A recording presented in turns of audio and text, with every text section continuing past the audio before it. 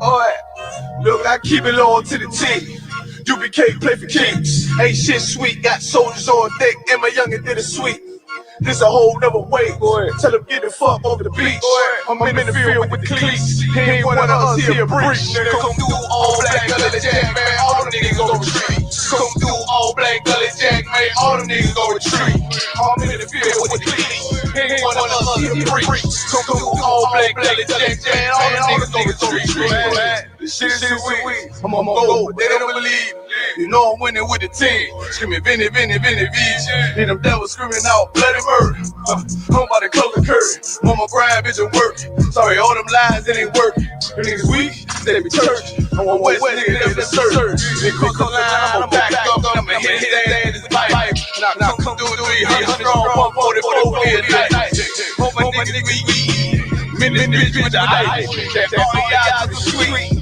Tell y'all do sweet. The nigga made the wrong move when he make his ass obsolete. He ain't one of us hit the lead. He ain't one of us here preach. Come through all black gully jack, man. All them niggas go retreat. Look, I keep it loyal to the T. U.P.K play for keeps. Ain't shit sweet, got soldiers on deck, and my youngin' did it sweet. This a whole nother way. Tell him get the fuck off the beach. I'm in the field with the cleats. He ain't one of us here, breach. Nigga, come through all black gully jack, man. All them niggas go retreat. Come through all black gully jack, man. All them niggas go retreat. I'm in the field with the cleats. He ain't one of us here, breach. Come through all black gully jack, man. All them niggas go retreat. You see this look that's on my face, bitch, I'm for real with it. I hit the streets, put on my cleats, was in the field with it. You soft as cotton, just an actor, Uncle Phil with it. And then my targets on the move, but I can still hit it. Hey, I speak true cause it's necessary. Color Jack revolutionary. Cold on them like January. Commander General is a visionary. Soul food, no sweets. Your preacher man, he's sweet. Matter of fact, he weak. It's wartime for peace. Think you hard, nigga, you ain't. Fuck with us, nigga, you can't. You smart cars, we take. We form up in ranks. We body bag this rap shit. All black, no bright shit. Real life, no cap, bitch. Fall on them, that's cap shit. I keep it loyal to the T. U.P.K play for keeps. Ain't shit sweet, got soldiers on deck, and my youngin' did it sweet. This a whole nother way. Tell him get the fuck off the beach. I'm in the field with the cleats. He ain't one of us here, breach. Come through all black gully jack, man. All them niggas go retreat. Come through all black gully jack, man. All them niggas go retreat. I'm in the field with the cleats. He ain't one of us here, breach. Come through all black gully jack, man. All them niggas go retreat. Go ahead.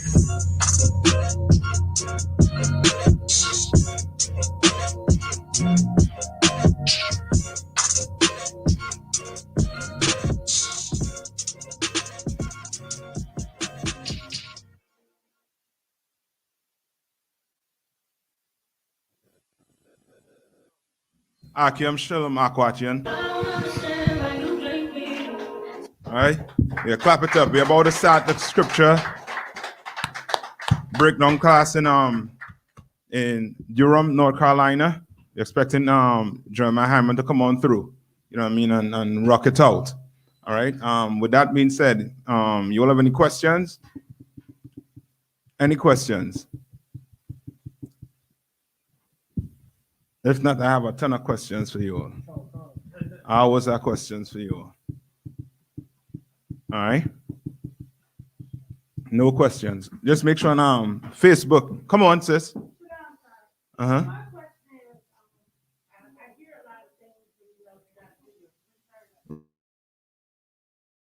Right. Uh-huh.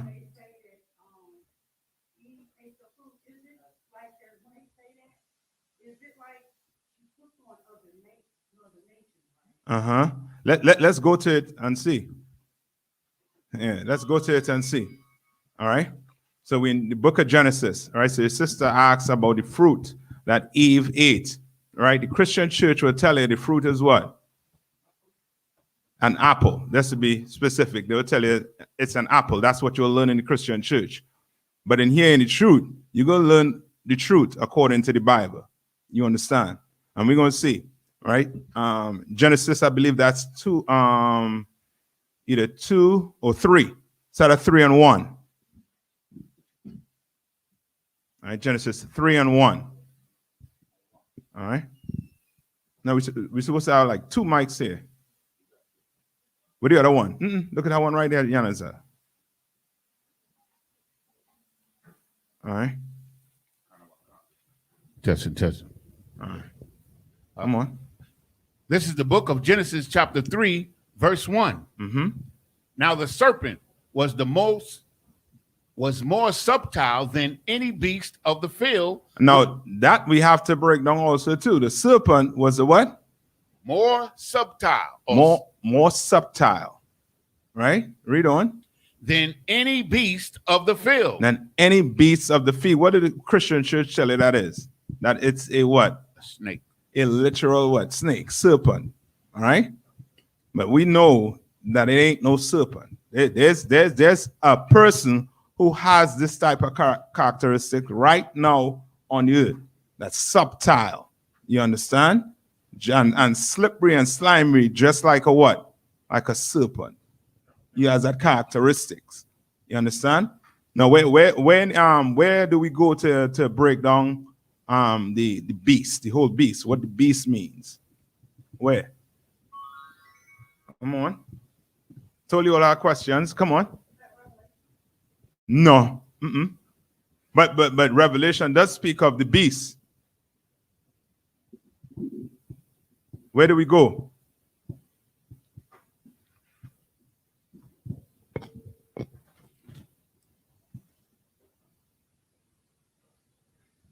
I believe it's Ezekiel. Ezekiel what?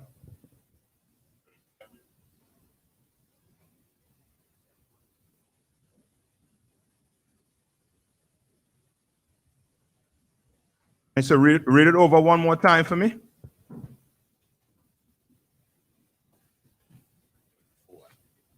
Don't worry. We're going to get it. Read it. Go ahead. This is the book of Ezekiel, chapter 34, verse 8. Right. So the Bible said precept upon what? Precept. Here, there, a little there. You understand? Like the Bible ain't to be read like a what? Storybook. The Christian church takes this Bible, our book, for a what? For a storybook. Understand? Right? But this ain't no storybook. This is what? This is real life. You understand? This is how we live. Right? So we're going to have to prove what the beast is so that we don't get confounded by the so-called oppressor into thinking that he's the what? Savior of all humanity. You understand? When he disrupted everything on the face of the earth. You understand? He disrupt us, right? Now he's moving on to these other nations also too. He just made a mess in Afghanistan. You know what I mean? It's a normal thing. Just go in, mess everything up, and then do what? Pack his bag and leave. And now everything around you is your fault.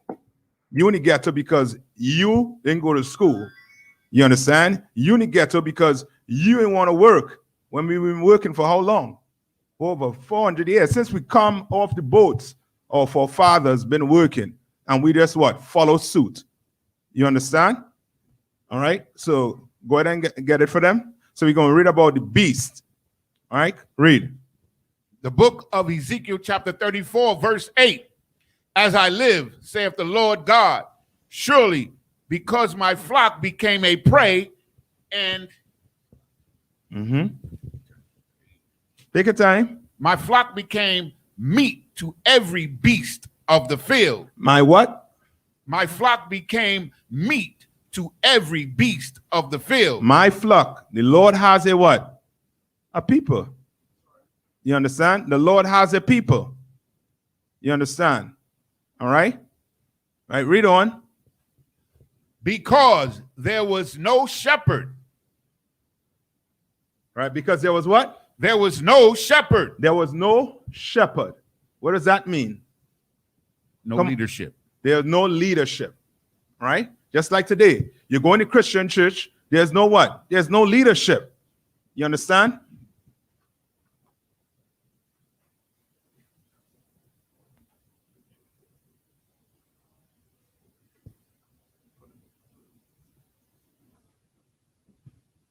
All right, come on. Read. Neither did my shepherds search for my flock, but the shepherds fed themselves and fed not my flock. And fed not my what? My flock. And fed not my flock. You understand? Which means the Lord is likening what? Us to what? To sheep. To sheep, a flock. You understand? To sheeps.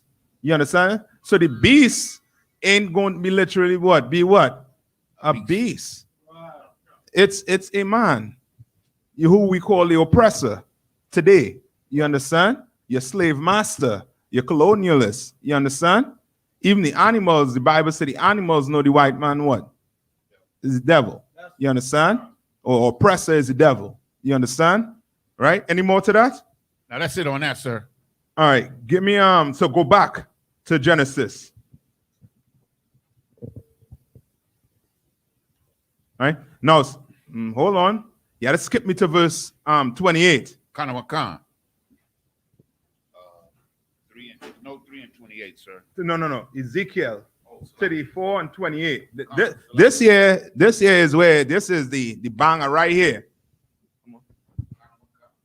This is the book of Ezekiel, chapter 34, verse 28.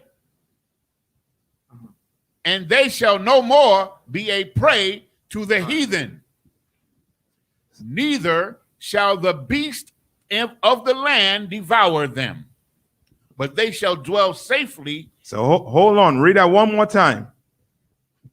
And they shall no more be a prey to the heathen. So who's the beast? Read it.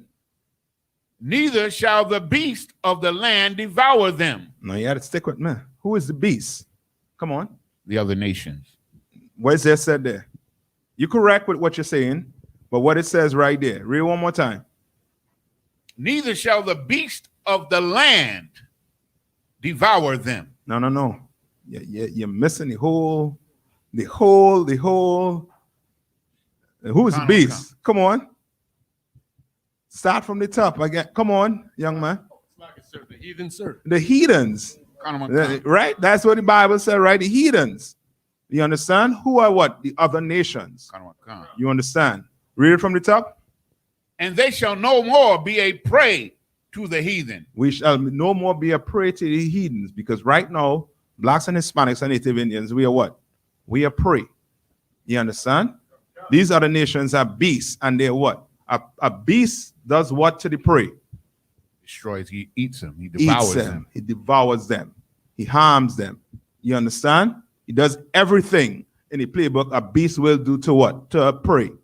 You understand? Right? And the Lord is likening these heathens to beasts. Right? So finish it off for me. Neither shall the beast of the land devour them, but they shall dwell safely, and none shall make them afraid. Right. So your oppressor thinks this day will never come, but this day is going to come. You understand? Where we're going to be dwelling safely. We won't have to worry about the oppressor. You understand? We ain't got to worry about what he's trying to put what in drinking water. What he's trying to put in food. What he's trying to, you know what I mean? What he, you know what I mean? What abortion bill he trying to pass. You understand? We ain't got to worry about these things no more. You understand? Right now, we're going to worry about it. Why? Because we're in captivity. And you understand, your slave master is the devil, the Bible speaks of. Right? Right? Any more to that? Right? So now go back to Genesis. Now we know who the beast is. All right? So Genesis 3 and 1. Continue where it was at. And he said unto the woman, the book of Genesis chapter 3 verse 1. And he said unto the woman, Yea, hath God said, ye shall not eat of every tree of the garden? Right. So you say God said that you shall not eat of every what? Tree of the garden. Right. So what is this devil saying? Or this serpent? Or your slave master? What is he saying? Come on. If I may say, he's basically saying you can't follow after the other nations. You can't do what they do. You can't do what? Follow after the other nations or emulate the other nations. Okay, no, give me what the tree is. What's the tree? Come on. It's like, sir, culture of the other nations. Read that part again. And he said unto the woman, Yea, hath God said, Ye shall not eat of every tree of the garden? So what's the tree of the garden? What's the garden? Come on. And anybody answering it on Facebook? Make sure and keep her on Facebook, right? Nothing. All right. What's the tree? And what's the garden? Come on. Tell you I have questions. Come on. The tree is, the garden is the land. What land? The Middle East, Israel. Yes, the land that the Most High gave to his people. You understand? He gave it to who? Adam and Eve, to start a what? A family. You understand? Right? The Garden of Eden is not the whole entire earth, but what? That place on the earth that the Lord deemed for who? For us. You understand? Right? That they're fighting over right now. Come on. Look, you have this mic right here, right? You know what?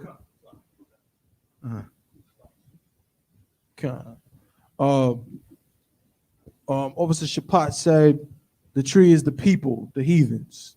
Yes. The tree. No, hold on. No. I know that's what she's saying.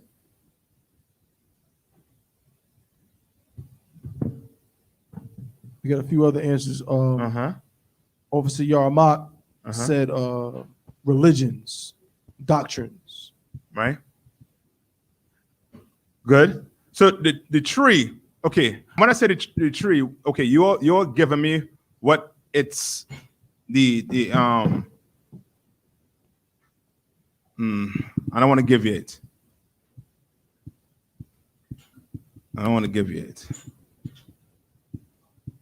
Come on.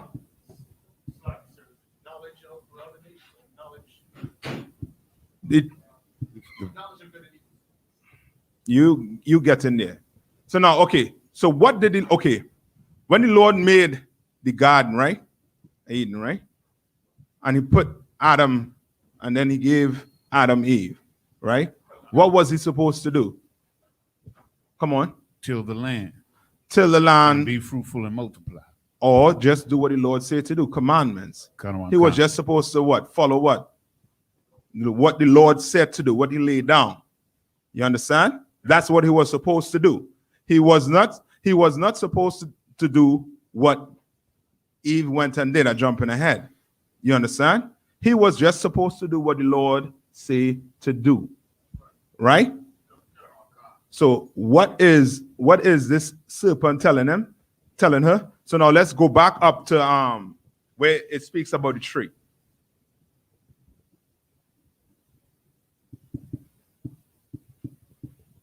Yea, hath God said, Ye shall not eat of every tree of the garden? Right, of every tree of the garden. So what's the tree? The what?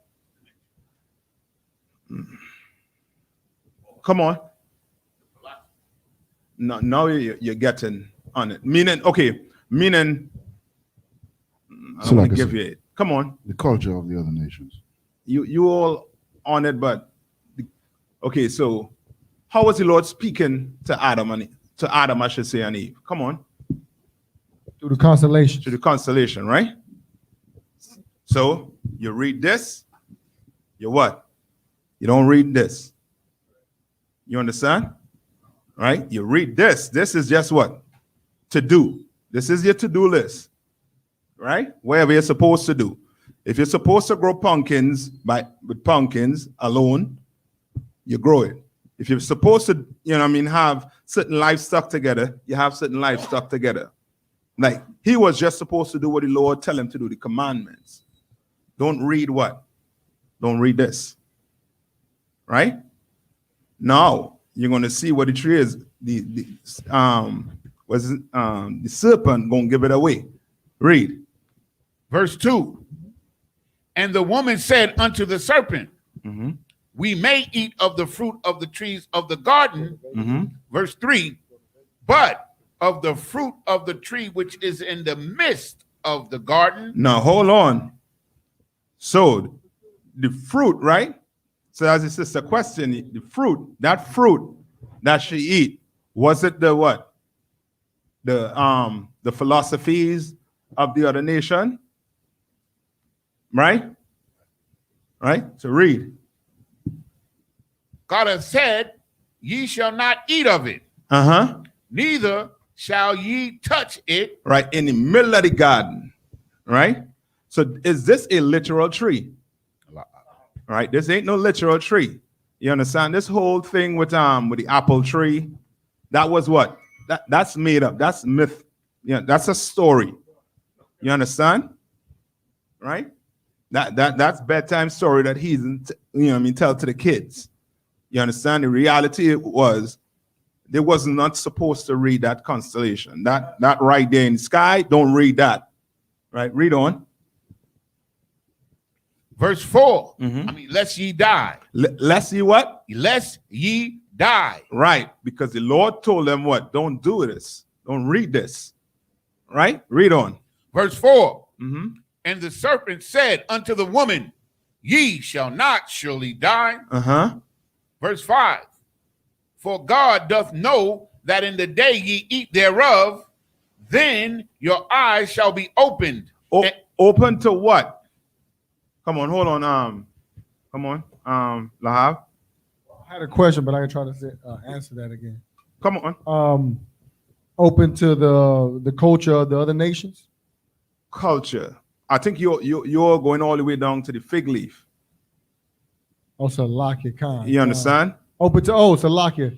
So what will give what is the power that the woman would have now? Come on. Knowledge of the philosophies or the laws of the other nation. Of good and evil. Right. And evil. All right? The philosophy of what? Good and evil. You understand? Now she knows if she does what? If she eat pork, what's going to happen?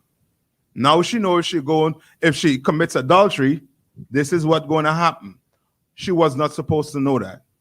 You understand? Adam was not supposed to know that.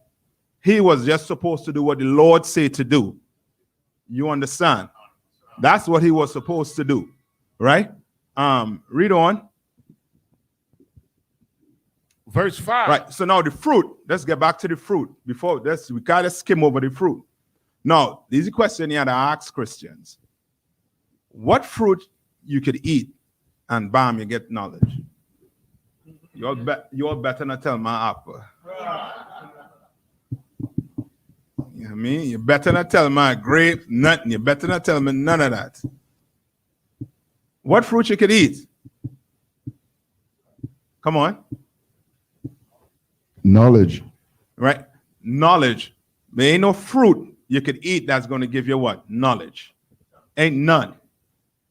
I don't care what your scientists say you could eat this. They have these pills now they say you could take for your brain cells or whatever. You understand? That ain't working. Come on. If I may, so it's just a common. My bad. So it's just a common metaphor, like people say, like food for thought. Yes, that's exactly what Aya was saying. You understand? That's along that path. You understand? That fruit is not a literal fruit. You understand? As they would have you think it is. All right? In the Christian church. I don't know what you all learn in the Christian church. You understand? You all need to come out of there. You know what I mean? Go ask your pastor to break down this Genesis right here. And I bet your bottom dollar he gonna give you some story that he read online. He didn't read the Bible because he can't precept whatever he reading in the Bible. You understand? With Genesis. You know what I mean? That coming out of Genesis. He ain't precepting nothing. Right? Read on. Then your eyes shall be opened, and ye shall be as gods. And then your eyes shall be what? Opened, and ye shall be as gods. Ye shall be as what? Gods. Gods. What does that say? Come on. So like I say, it's simply saying that when you indulge in the knowledge of good and evil, you will know the righteous judgments of the Most High when you disobey him. Right. Now you're going to have the knowledge that God had. Now you're going to know, you're going to think you could do what? You could outsmart the Lord, right? Think you're smarter than them. All right, you what are we saying? Well, he made the pig, right? We could eat it, right? Yeah. We'll eat the what? The rooter to the tutor, so however it says. You understand? All the way. I mean, eat the whole thing. Because the Lord created. You gotta be a fool to believe, you know what I mean, that you could do that and the Lord ain't gonna deal with you on it. Right? Come on. Knowing good, Salakia, Go ahead. knowing good and evil. Knowing good and evil. You understand? Right? Knowing good and evil. So now the knowledge that Eve had, right? Because she went and what? She read it. Now she know exactly what's coming for her and her people. Right? Read on. Verse 6. And when the woman saw that the tree was good for food. That's good for what? Food. For food. Right? So that's exactly what the brother just said. Food for thought. Right? It's food, meaning what it is going to give you what? Knowledge. Right? No. What kind of knowledge? No, this ain't talking about knowledge again, what? In your so-called oppressor schools, right? Right? This Bible here, this Bible totally different. This knowledge the Bible giving you is life. Gonna make it live. The oppressor school you go to, they don't teach you a lick to what? To carry it through life, reality of life. You understand? Read on. And it was pleasant to the eyes. It was pleasant to the eyes. So now she know what the Most High knew. So in her mind, she's what? It was good. You know what I mean? I gained some, you know what I mean? I gained some knowledge. Ooh. You understand? Read on. And a tree to be desired to make one wise. And a tree to be what? To be desired to make one wise. To make you wise. You think you what? You know everything now. Come on. Yeah, you can turn it on. Come on. She took of the fruit thereof and did eat. And she ate it, meaning she did what? She read it. She read it. Correct. She ain't eat it like they would portray it in the Bible stories, with her actually eating an apple. She did what? She read the constellation that she was not supposed to read. You understand? Right? Read on. And gave also her husband with her. So now she did what? Did she take the... Come on, sis. Yes. Yes. And Adam, you know what I mean, being, you know what I mean, a fool, decided to do what? Then is there. He's like, what it was? Oh, come on with it. You understand? Right? Read on. And he did eat. And he what? Did eat. Meaning he what? He took it in. He listened. It's like, you know what? He went and said, you know what? I read that if this happened, this, if you do this, this could happen. This is going to happen. You know what I mean? He was hiding that from us. You understand? And I was like, for real? Okay. Come on. Tell me more. All right. Read on. Verse 8. No, it's lucky. Verse 7. Mm-hmm. And the eyes of them both were opened, and they knew that they were naked. And they what? They knew that they were naked. What is that saying? Come on. Salaka, they knew that the Lord wasn't protecting them anymore. Man, give me a little more. They knew that they were naked. Come on. That they were exposed. Meaning what? Come on. It's like I wonder. They wasn't clothed in what the Most High gave them. You know what I'm saying? You on it. Come on. You on it. So they were naked. Is this a good naked or a bad naked? Come on. Come on. It's a bad naked. It's just like when a brother know, like, oh, somebody looking for me, but I ain't got my strap. I'm out here naked, so I ain't got no protection. I'll somewhat take that, brother. Come on. No, okay. Don't think they were stripped, right? Think more so. Okay, if you bring it to today, right? Bring it to today. right? When you go tell a brother, or not him tell, when a brother or sister walk in the door and sit down in these seats and they find out who they are, what's the next step? Come on. Okay, it's more so the next step is to share themselves, but the next step is to deal with reality that they what? The Israelites. And it's sometimes it's too much for brothers and sisters. So they do what? They leave. They're naked. There's like the, everybody stand.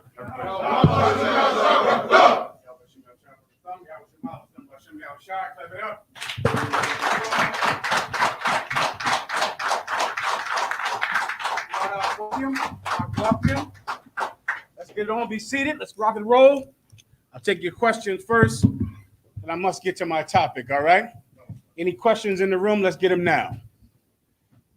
Good to go. Are we broadcasting now, you thought? Questions online. Give me a few minutes of questions, all right? Let me get the warrior in the back first.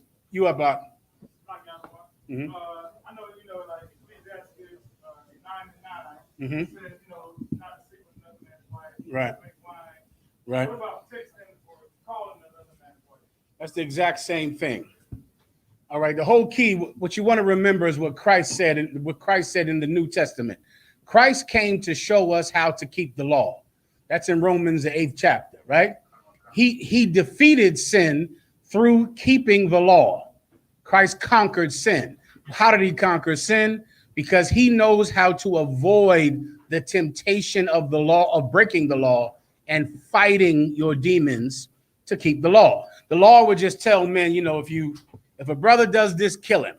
If a sister does this, stone her to death, right? That's the law, right? That's the punishment of the law. But the law does not tell you how to avoid the temptation and to fight your flesh when it wants to break the law. The New Testament does that. Christ does that, right? And this is a perfect example. In the Old Testament, it says, sit not at all with another man's woman. Don't drink with her. This is the spirit of that scripture. The spirit is, don't put yourself in a compromising situation with a sister. Do you understand? Many people commit terrible, heinous acts without ever intending to do it. Do me a favor, Warrior. You wouldn't have any strong drink in here, would you? If you don't mind, I'll take one to celebrate. To celebrate North Carolina. No rush. I'm not rushing you. Seems like I've been here 2 hours, but let's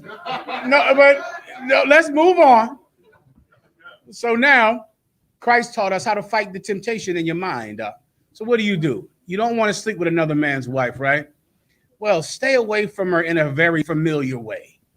You don't want to be calling her on the phone all the time. Before you know it, your dumb ass will fall in love. Okay, so you want to stay away from her. A lot of you women, you do that on your job. You go to some job, you sitting and talking to Tony and Jamal all the time, laughing over the computer screen, muting the call so you can laugh at the callers. You turn to him, he's your work husband. The what?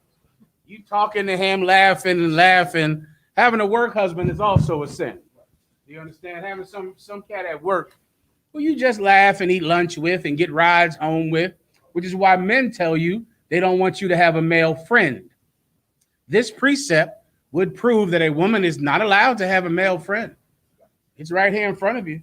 I appreciate it. Read it one more time, whoever had the precept. Someone read it, right? Sit not at all with another man's wife. It's in the Apocrypha. All right, and not drink with her. A woman is not allowed to have somebody. She is just his friend. They just talk and drink, and also they get high. Just if you didn't know that, let me just reveal that to you. Her and your wife get high together on their lunch breaks, right? And they meet each other after work down at so-and-so's who got $2 off on shots, and I appreciate it. And they drink together, and it's just a friend, and he gives her rides from work. And of course, he gives her a ride. You don't even take her to work. And she starts to compare you with Tony on the job. And of course, he listens to her. He gives her a ride. Where were you when she needed a ride home? And then you got yourself a whore. All right. What you should do to avoid that whole thing is, sisters, don't sit and talk with Tony all the time and laugh with him. Before you know it, your dumbass will fall in love. You'll be in love with him because he listens and he gives you a ride home and he does whatever stupid thing people have to do to seduce an idiot like you. Am I making myself understood? All right, good to go. Next question. That goes into, if I could, that goes into the topic I have to deal with tonight. Lord allow, I'm going to change your life down here in North Carolina tonight because I'm going to free you from sinners tonight. I'm going to free you from men and women who are unworthy to be with you, who are unworthy to sit next to you, who don't fight the battle that you fight. And I'm going to clean this house tonight because there are righteous brothers and sisters in North Carolina that deserve it, that deserve it. And a lot of you sluts and whores sitting in this room or watching from home, you believe that you're not wrong. Why? Because he doesn't listen to you and he doesn't talk to you and he doesn't answer your phone calls. And this guy does because you're stupid and you shouldn't be sitting here. And I'm going to help you tonight. Everybody understands. Next question. Go ahead. Slug, so a brother had a question online. The book of Genesis chapter 3 and verse 15. Whose head was bruised? Okay, go ahead and read it, please.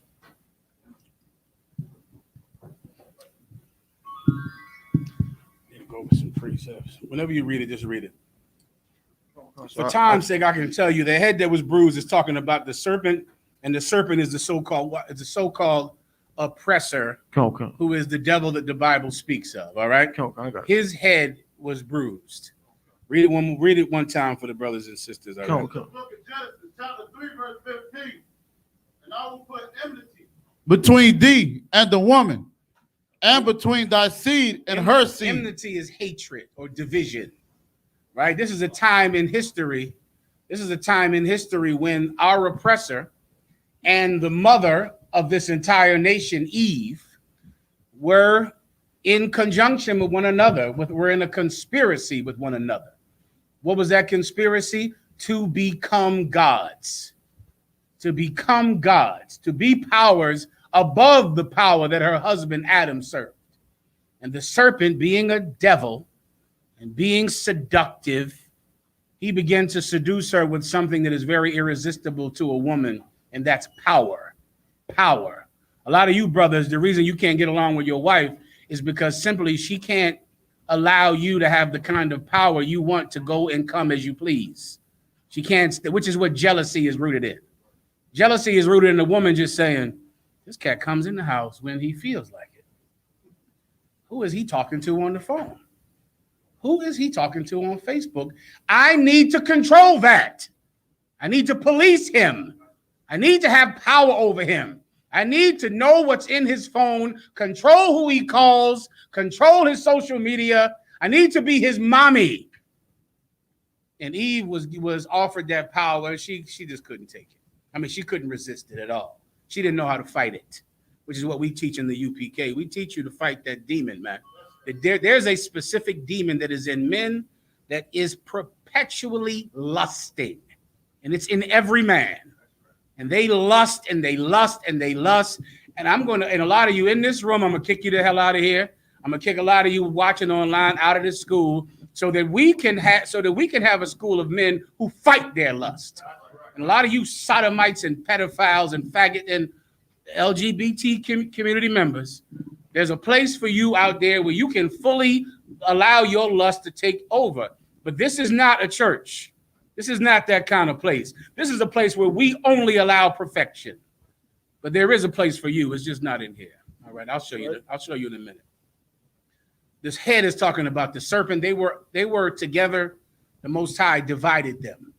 The Most High divided them by having that demon, that serpent, that oppressor kill the children of Eve.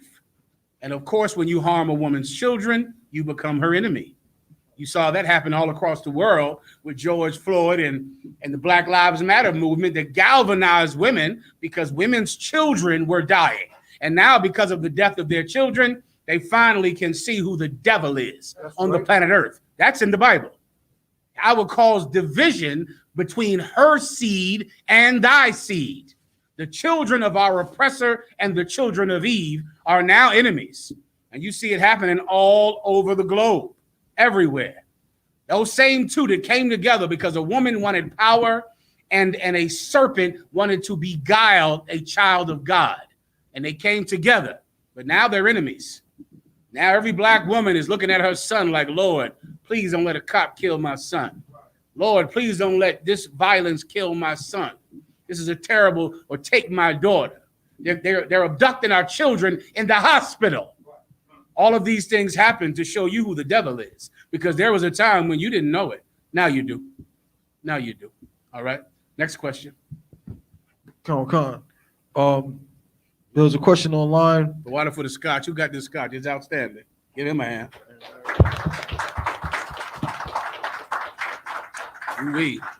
Go ahead. It's like, so a question online. Can I get a scripture proving that Paul built the 7 churches? Solid. You want to go build not upon another man's foundation. You want to start there.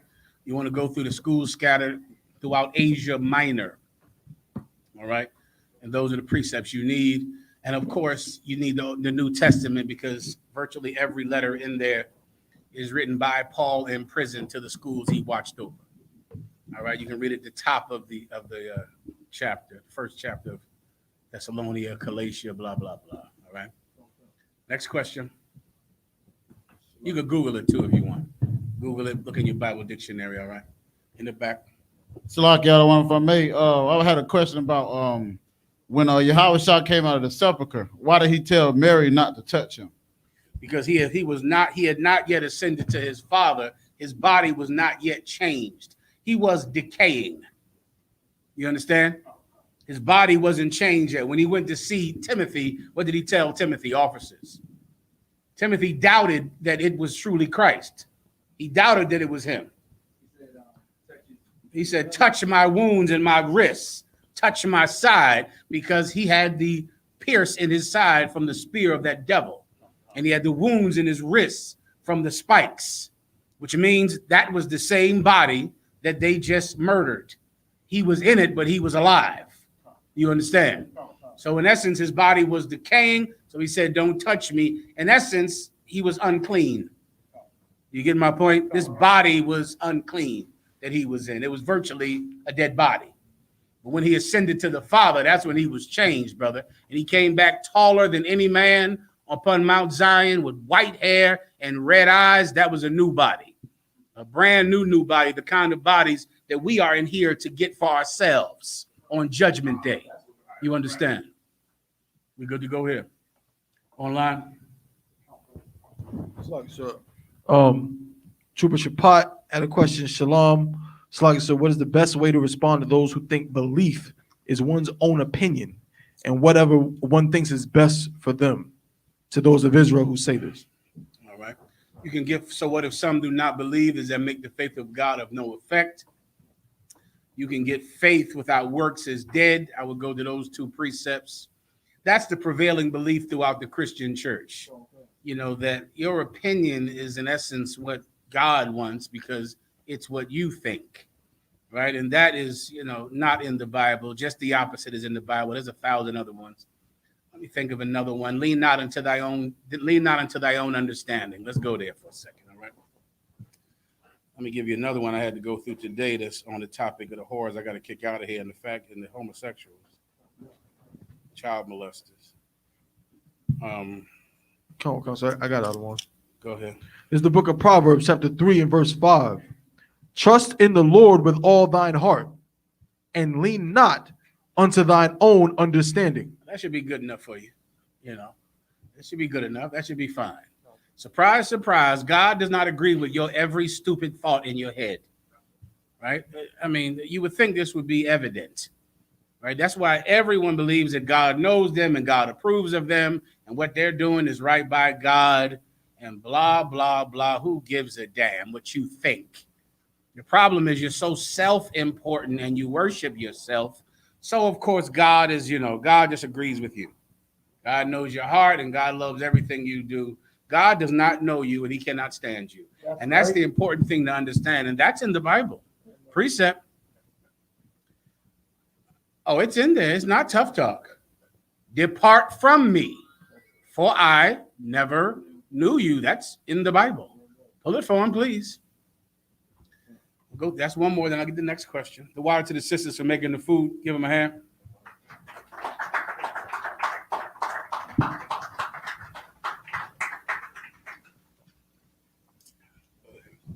Oh, it's like the one in Matthew. I don't know. Say again. The one in Matthew, sir. Please. Come on. The book of Matthew, chapter 7, and verse 22. Many will say to me in that day. What did you say again? Matthew 7 and 22. No. Read the precept. Many. Many, sir. Many. A few. Many. One or two. Many. One or two scattered people around the world. Many. Many shall say to me in that day. What's that day? Judgment day. Many shall say to me. Go ahead. Many will say to me in that day, Lord, Lord, have we not prophesied in thy name? I'll say when judgment day comes and they don't get saved, they'll say, didn't we prophesy in your name? Didn't we say in the blood of Jesus, in the name of God? Didn't we make crosses all over our damn face and neck all the time? Didn't we always talk about God? Didn't we claim everything in the blood of Jesus? First, also, since I'm here, what in the hell is claiming something in the name of Jesus? I'm down south, so I assume y'all know what the hell that is. And I always sit and I go, what do they mean? Okay, hit me to this. Do y'all think if you touch it, it's yours? Like, go ahead. Please give him the mic so I can understand this. So that's the same philosophy that Christopher Columbus used to come over here and take the There you land go. from That's the what Indians. He touched the ground and it was his. Give him a hand. Right. For the life of me, for years I watch a Christian go, claim it. And I go, what the hell does that mean? Claim it. Claim the lottery. Claim it. Claim everything. Couldn't you just claim everything? And you know you don't get it.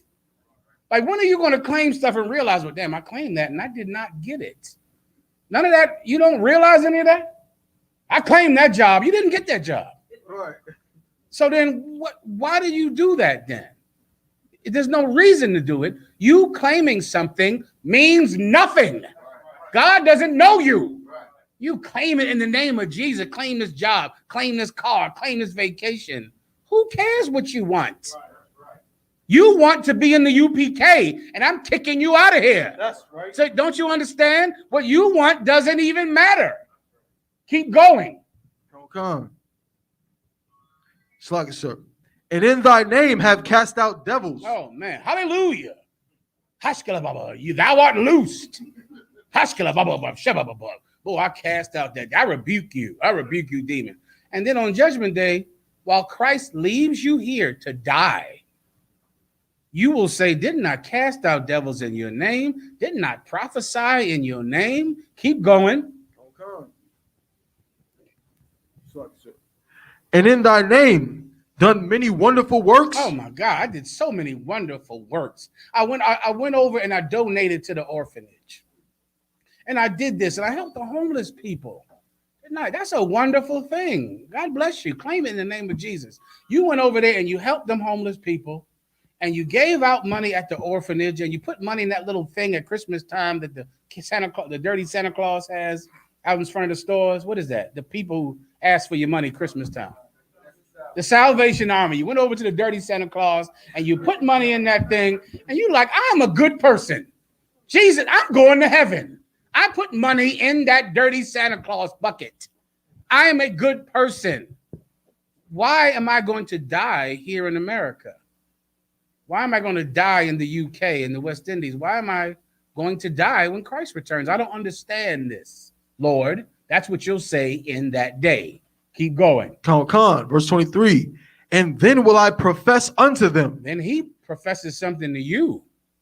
And he tells you something. You had a lot to say about how godly you were, didn't you? You had a lot to say. Well, on that day, he's going to say something. And this is what he's going to say. Read. I never knew you. So what you think is, no one cares about you. And you got to face that. All right. We're supposed to be in the truth. Are we not? All right. Then who cares what you want? You women, you don't want your man to have another wife. Who cares? Who cares what you want? Why do you think that matters so much? That you don't want him to have another wife? To you, that's like the biggest thing in the world. I don't want you. Who gives a F what you want? You don't get everything you want. Don't we all know that? Your husband wishes he was an engineer and a doctor. He's not, right? He wishes he had a brand new Lexus every goddamn day. He doesn't. No one gets everything they want. Damn, we don't know that yet. I'm going to show you, because you want to sit in our high holy days and go to our barbecues and marry our sisters, and you are not going to be allowed to. You're going to get kicked out of this school. It's going to happen to you, and on that day you'll go, well, didn't I go to camp? Didn't I guard at the camp? Didn't I do this? Who gives a damn? You know how vast the duties are in the UPK? You know how heavy the burden is to make the kingdom of heaven? You're not up to it, Up. You're not up to it, and you got to go. But let's move on. Any other questions online? Go ahead. Mike, thought you got that list of people for me? Yeah. All right, hang on to it. All right. If you don't mind, I think, is that it or no? Depart from me, ye that work iniquity. Do what?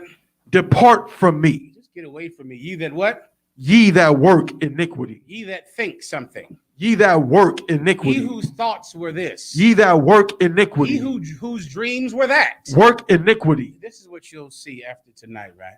God cares about what you do, right? What you do matters, right? So although you think so highly of yourself, I know you are just a child of God, and he listens to all your prayers. You think God is like this every night listening to your prayers, don't you? Go, tell me. And what else do you want? What color you want? You want the red one or the blue? Okay, you want a house? You want a big front yard? Okay, tell me more. You think God is sitting listening to all your stupid prayers about lust and all of the gain and money you want? You think he's with you with every scratch off, sitting there watching you? Tell me what else you need. Oh, you want? Oh, I didn't know you wanted that. Write this down, angels. He wants a new one. His transmission went out. He needs a new transmission, y'all. Get down there. Deal with that. F you. What do you think you even are? Who cares about your transmission and your problems? And all of your woman problems you think are the biggest problems in the damn earth. All because she doesn't want you to have another wife. So, of course, the world is ended for you.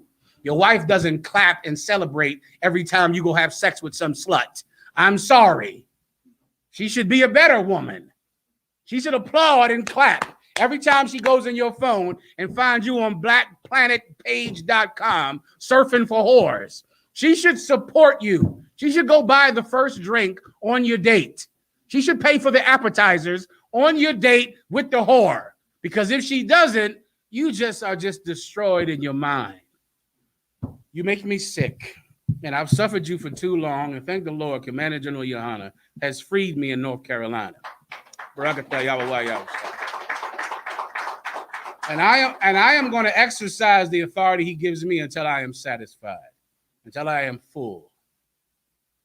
Next question. Come on. There was a question online. Who are the witnesses in Revelation chapter 11 and verse 3? Judah and Israel. Next. Come on. Shalakia, sir. There was a question, Salakia. Sir, what exactly would be a good example of worshiping or being obsessed with women? Worshiping or idolizing women is when you compromise what is right to get a woman, right? If you have a woman who has cheated on you, using your term, meaning she's committed adultery, she's had sex with another man, and then you take her back, you have compromised your honor and your dignity for her, which means she is now an idol to you. You worship her, right? There's nothing that she could do to offend you, even down to performing oral sex on strange men. You will kiss her after that. You will blame yourself. You will say, well, maybe it's not true. If you find pictures of your wife with another man and the baby and some other man's calling your child his child, that is his child. Done. That's all. It's his. She called him daddy. That's his kid. Done. Shalom. Goodbye. And if you don't do that, you are disgusting and you worship that woman and not God. If you leave the truth for your woman, because your woman wants you to go join the IUIC because they are purple and gay, and you don't have to worry about them wanting women. That is your last problem. Now, men and killing you, yeah, that you got to worry about. It might just kill you, you might catch them with a man or a transsexual. I'm not making it up. It's online. You might have to worry about that, but you won't have to worry about him saying, this is my new wife. That problem you won't have to deal with. A lot of you women, you want your husband to leave One West because we believe in having more than one wife, and we don't give a damn that you don't like it, right? If you leave the truth for her, she's your God. If you're a man and you can't even choose your own God, damn, America gives you the freedom of religion. Do you know the white man doesn't decide what religion you're in, but your wife does? Your wife will not let you join the UPK. She won't let you. And what do? Obey her? America can't stop you, but your wife can stop you from having the God of your own choice. She's your God. There's 1,000 other things, but you get the point. When you just compromise what's right so much to that, the only thing that matters is pleasing her. And sisters, I know you know, there are men that are like that. And that's usually the kind that you want. The kind that will just choose. He'll join the Israelite group of your choosing. And the one that you like, and he'll do what you want. And a real One West sister is not attracted to a man like that. Real UPK sisters don't like a man that would bow to their liking. They don't want that. Sisters in the school don't like that. Real sisters, the ones that are going to stay in here, aren't like that. You understand? Next question. Khan. This is a question from Officer Dabawan out of California. Shalom, sir. Salaki, if I may, who is Amalek in Genesis chapter 14? If this is before Esau's time and his descendants. Let me hear it, please.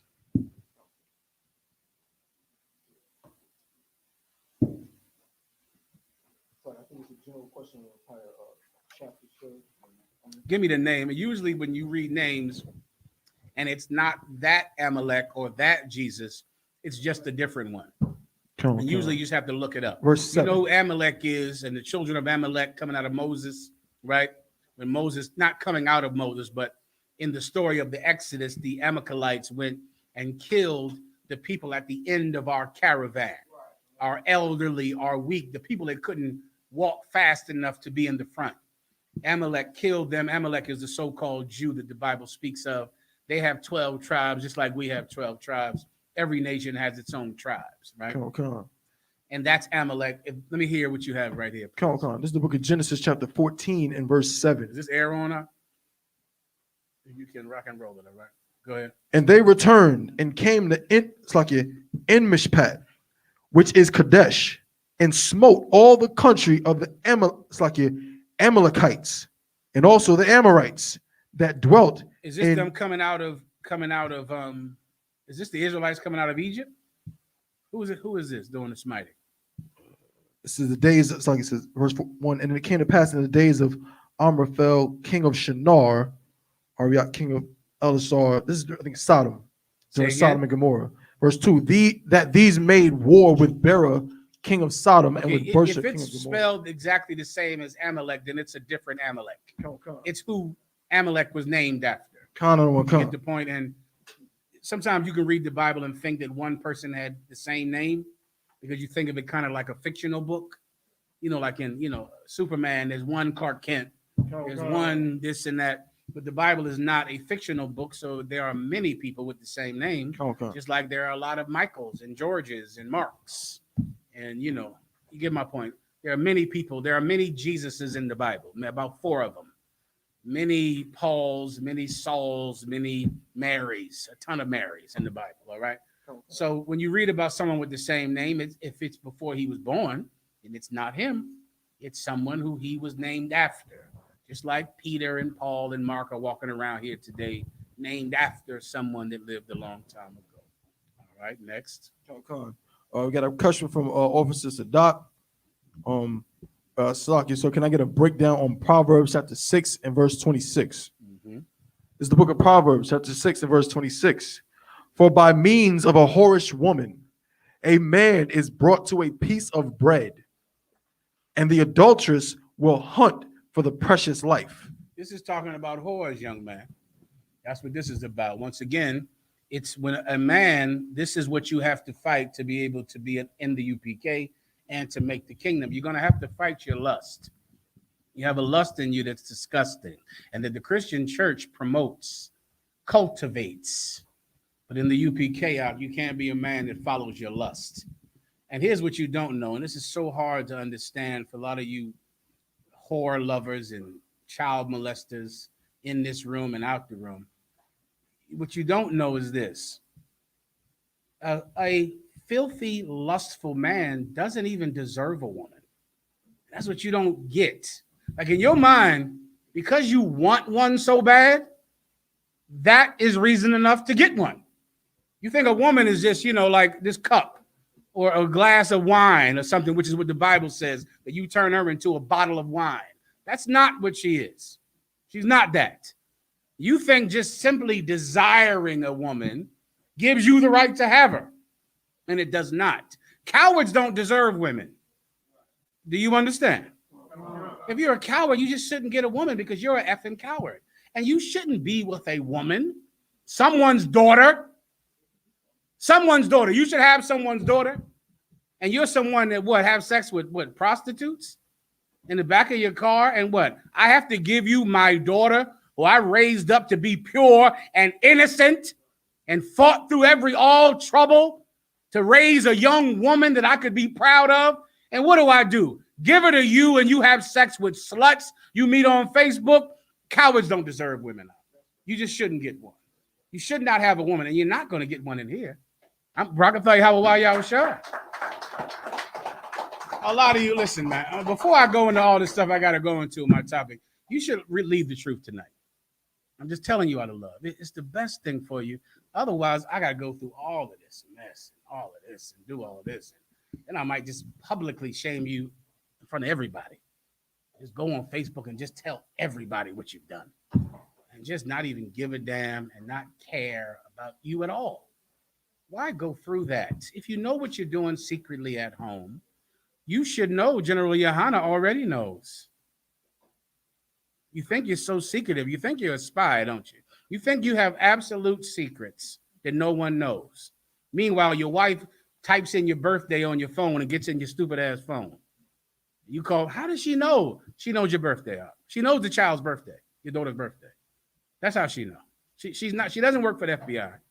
She just knows your daughter's birthday. It wasn't that hard to get into your phone. No, everyone knows you. Everyone sees what you do. You should lead the truth. You should just lead the truth and go into the world. Who knows, man? Maybe you become a famous rapper. It could happen. You might get a record deal. It could happen. But this is what will not happen. You will never thrive in here. You will never grow in here. We don't allow pedophiles in here. We don't allow men that would shame and dishonor us. You think we want the kind of men that are in the IUIC in here? Transsexual lovers, pedophiles, rapists? No. Why put me through the kind of trouble that I'm going to have to go through? And then what if I physically harm you, which I don't want to do? I don't want to do something like that because that's wrong to do something like that to you. Now here we are all involved in all of this thing. Why do that then when you could just leave the truth? You know where the door is. I'll turn my back for 10 minutes if you want. I'll go in the office. And then by the time I come back out, you could all be gone. That's up to you. You might find that it's better to do than to think that you can go and get prostitutes and rock a UPK cover and go stand next to us at camp. Well, everyone looking at you knows that you are the guy who's on that website trying to find someone's child to destroy. You can't do that here, Rock, and the repercussions are more than you can bear. Next.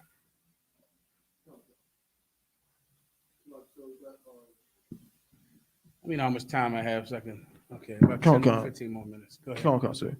Got some questions online from Officer or Warrior Salakia General. Can I get a breakdown on the word virgin in Revelation chapter 14 and verse 4? I understand men cannot be virgins. Just want to be able to break this down when someone says a man can according to this. Go ahead.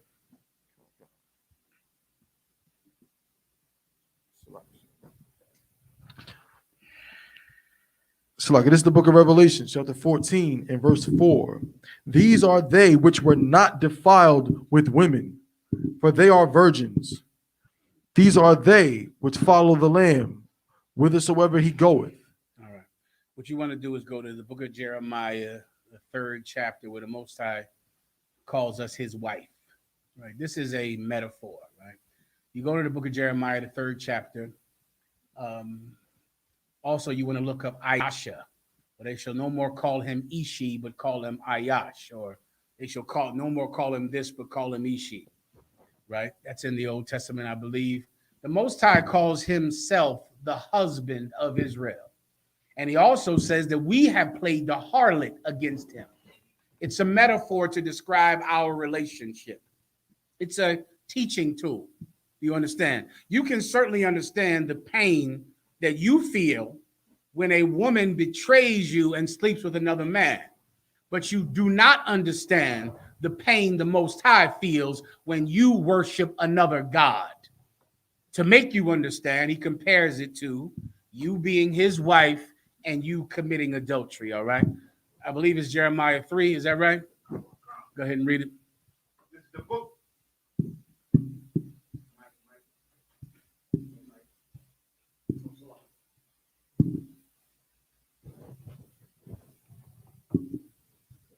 This is the book of Jeremiah, chapter 3, verse 1. They say, if a man put away his wife and she go from him and become another man's, shall he return unto her again? Meaning, it's like, no one would take a woman back who sleeps with another man. No one would ever do that. Keep going. Shall not that land be greatly polluted? What's the land? Her body. Her body is the land that is dirty now. It's polluted. You wouldn't plant your seed there again. No man would do that. Keep going. But thou hast played the harlot with many lovers. Read that again. But thou hast played the harlot with many lovers. But we have played the harlot with many lovers. We played the harlot with Islam, with the Catholic Church, with the Baptist Church, with the Episcopalians. What's those churches that just get up and dance like crazy? Pentecostal, with crazy churches. Holiness. I say, damn, what is this church? This church is just, everybody just screams. Everybody just gets up and just screams. A lot of you Haitians with the church with the snake, they do the snakes up here. They got one out where they just playing with snakes for 2 hours. In Virginia, West Virginia. So. Come on up. It's a church. You walk in there, they pull out the snakes. That's it. They get them out. You're ready for church. Thank you. Bring the snakes in. And they just sitting there holding snakes. You chose that over God. The snakes. Just playing with snakes for 3 hours and dancing and listening to music. That's it. You have played the whore with many lovers. Keep going. Yet return again to me. Yet you come back to the Lord expecting him to take you back. You would never take a woman back who whored with you once. But you want me to take you back even though you've whored with every other god. You get the point, right? So now this is the Most High comparing us to a woman he's married to. And this is not the only one. It's many places in the Bible, all right?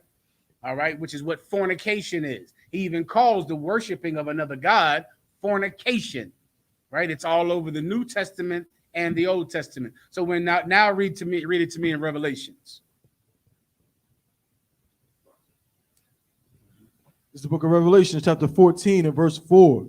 These are they which were not defiled with women, for they are virgins. These are they which were not defiled with women. What is that talking about? Let's give me one verse up. Come on. The book of Revelation, chapter 14 and verse 3. And they Now, sung what it. you need? Where are we at? What verse? What chapter are we in? Revelation chapter 14, sir. How about this? Give me Revelations 18 and 2.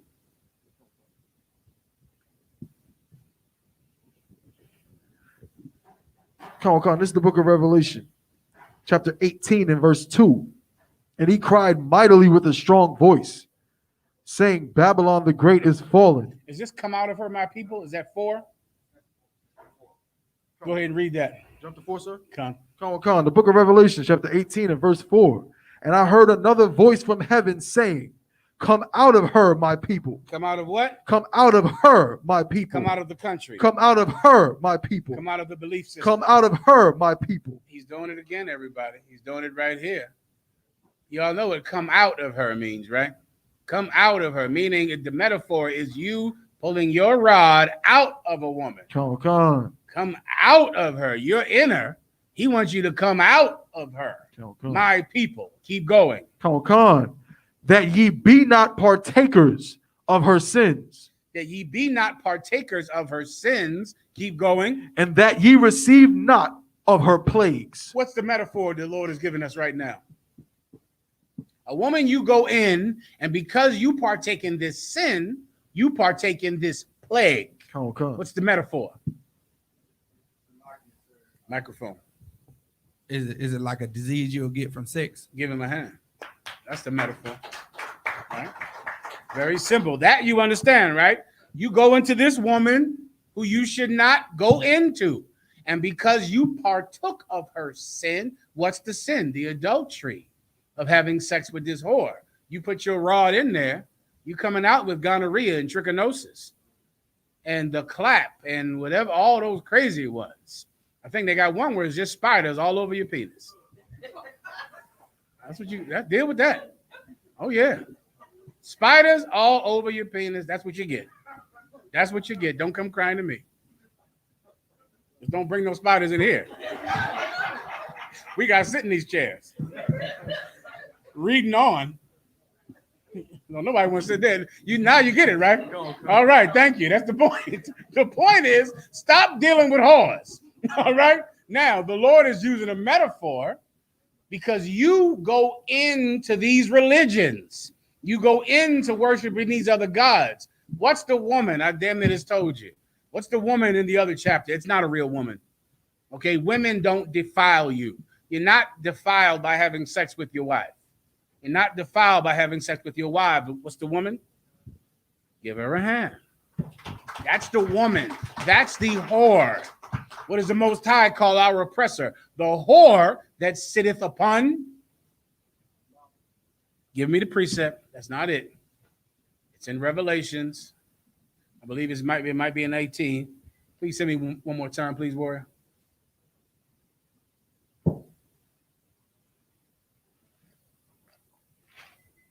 I'll wait till you read up. Go ahead. Yeah, see where it says whore, the whore that sitteth upon many waters. It might be Revelation 19, 18, something. All right.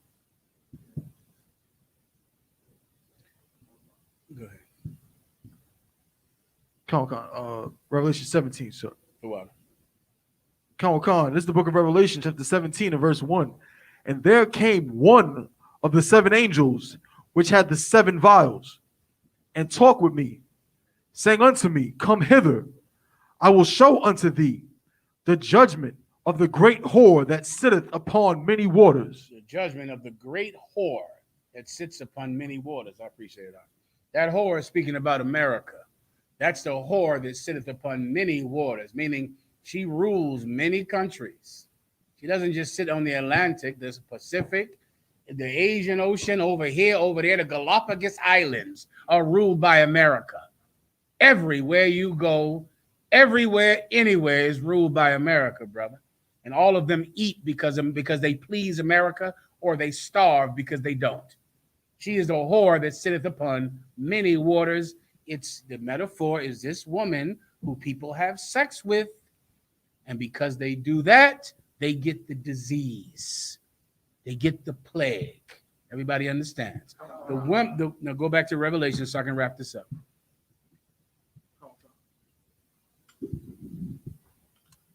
This is the book of Revelation, chapter 14. Start at verse 3, so go right to 4. Go give me the one with the woman. Come on. The book of Revelation, chapter 14 and verse 4. These are they which were not defiled with women. What's the women? Religions are the woman. That's the woman. Religions, ideologies, beliefs that defile you. You go into them, and because you went into that, you die. Okay. If you didn't know that from the COVID-19 virus, I don't know what else to tell you. You know, it destroyed the churches. AIDS destroyed the gospel choir. That's right. AIDS wiped it out. All right. It's the belief system. You get the point. They weren't defiled with women. Go ahead. Come on. For they are virgins. They're virgins, meaning they haven't had sex. They haven't had sex with these whores or these, women. It's comparing the men to women who have not had sex. It's comparing the woman to a religion. All right. Everybody gets it by now. All right. Come. Next. Oh, it's like that's it. So. Solid. Anything online? Anything in the room? You got a question? Just ask. All right. Sisters, you got a question? Just ask. Go ahead up front.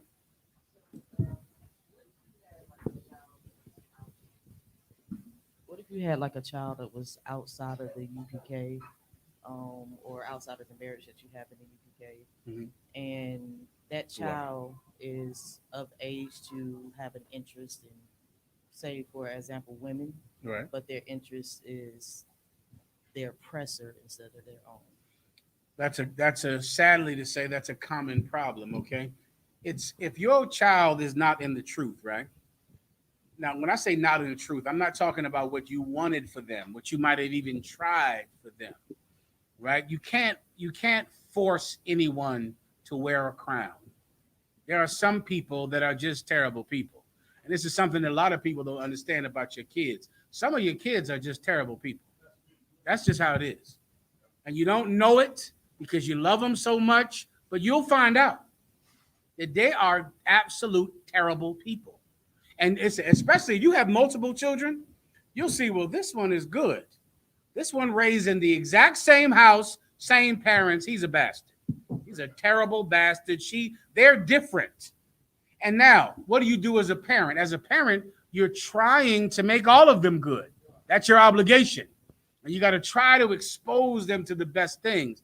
Most of you, your children were basically raised by alley cats because you are a terrible parent. So a lot of your kids, they're like that because they're like you. And you don't know that's really the problem. Your child is just like you, and you are a terrible parent. Absolutely disgusting. You don't know it. You're going to wonder why your child smokes. Think about it for a minute. Right? Just think about it. Take a second. What are you doing sneaking cigarettes in here? Sit down. Just think for a couple of seconds about that. You might figure out why your child smokes. All right? Maybe as you're coughing. As you cough and choke on your weed. I don't know why he smokes. Nigga smoking in here. You ain't grown. That's what they always say. Whenever your child does the thing you do, you ain't grown. You're an alley cat. And you raised the child, and it's rough. The child was raised by you, and that's why they're never going to be anything. Because they're like you. Okay, so now you got to first look at that. You look at yourself, right? Your child it's so hard to not be like your parent. So if you're a terrible parent, odds say that your child will be like you and they'll also be terrible. But there are times when you can attempt to raise a good child. You can try and try and try, but your child is just weak. He's just not blessed. He's dumb.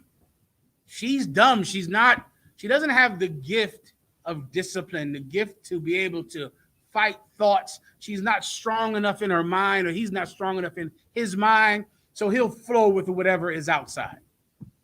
And sister, white women are preferred to black women in the world. I don't think I have to tell you that, right?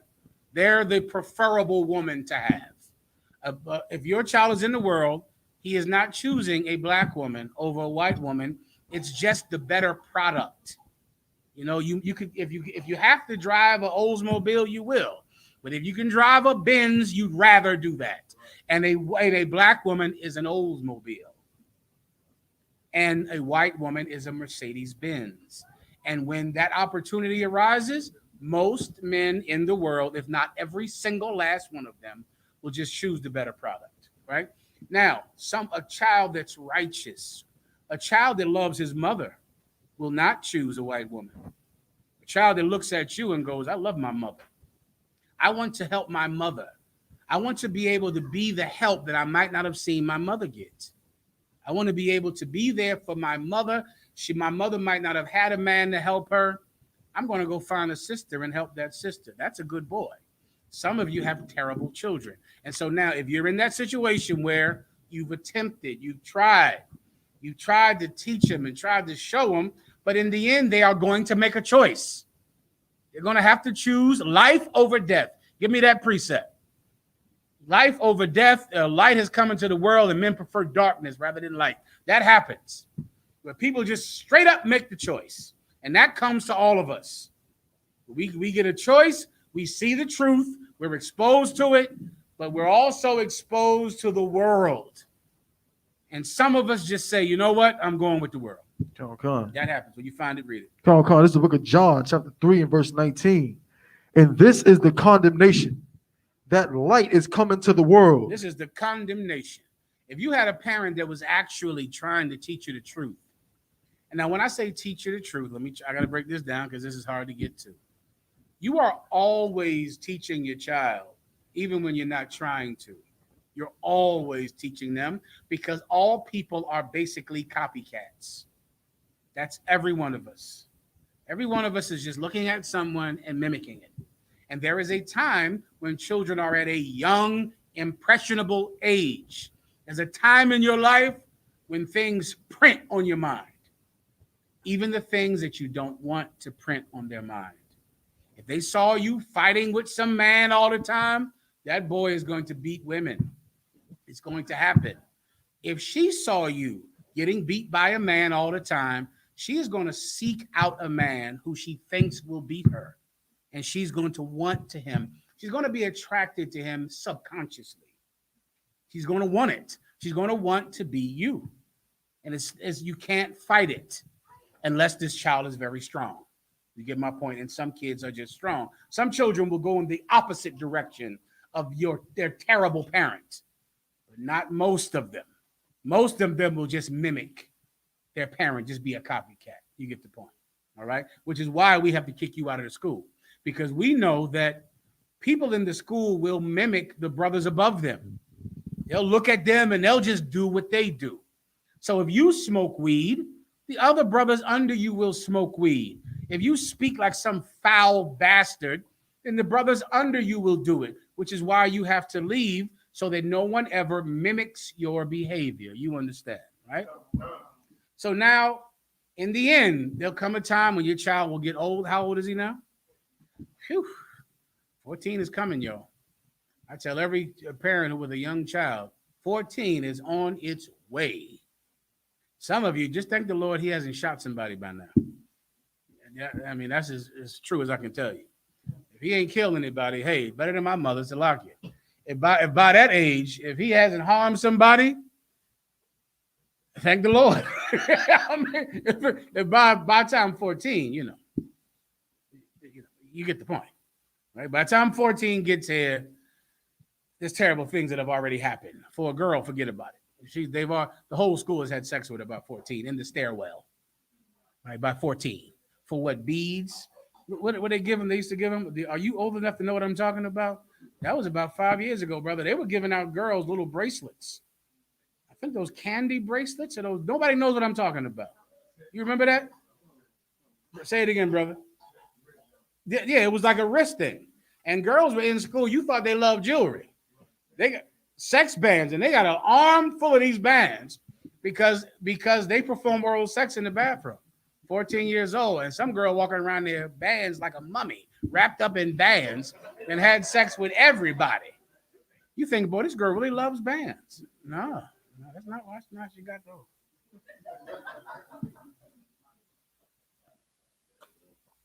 Put it in your phone. I'm not making it up. Okay, you can look it up. That was going on.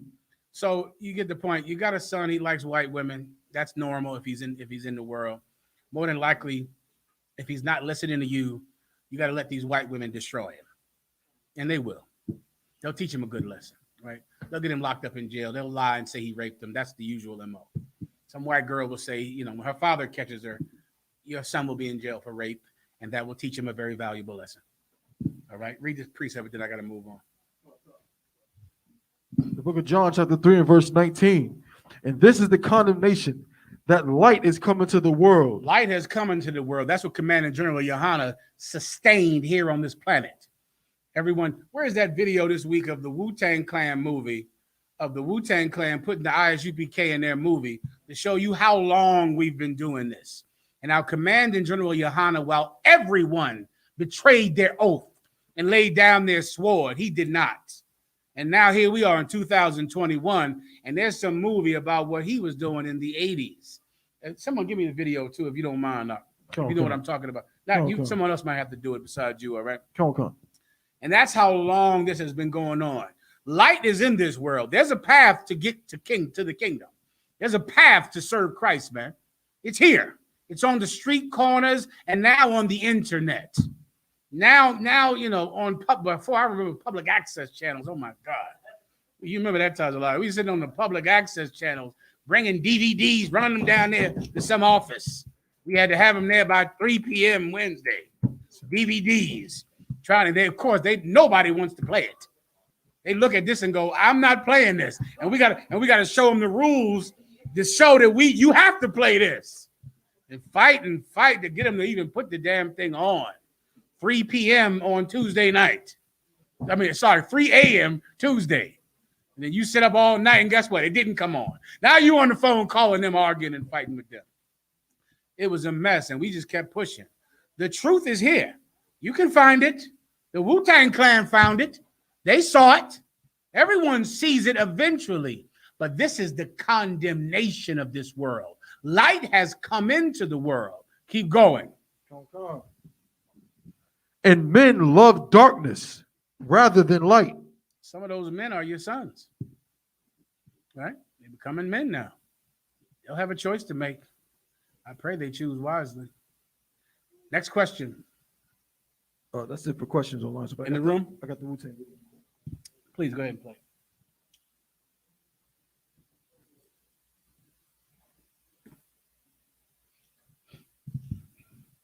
Like it's nothing? You bought this in VHS? Oh, listen, man, I try to buy something from you. How many you ain't selling me a blank tape?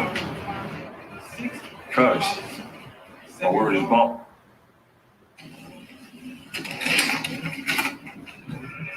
Listen, original black man is God and all on the earth.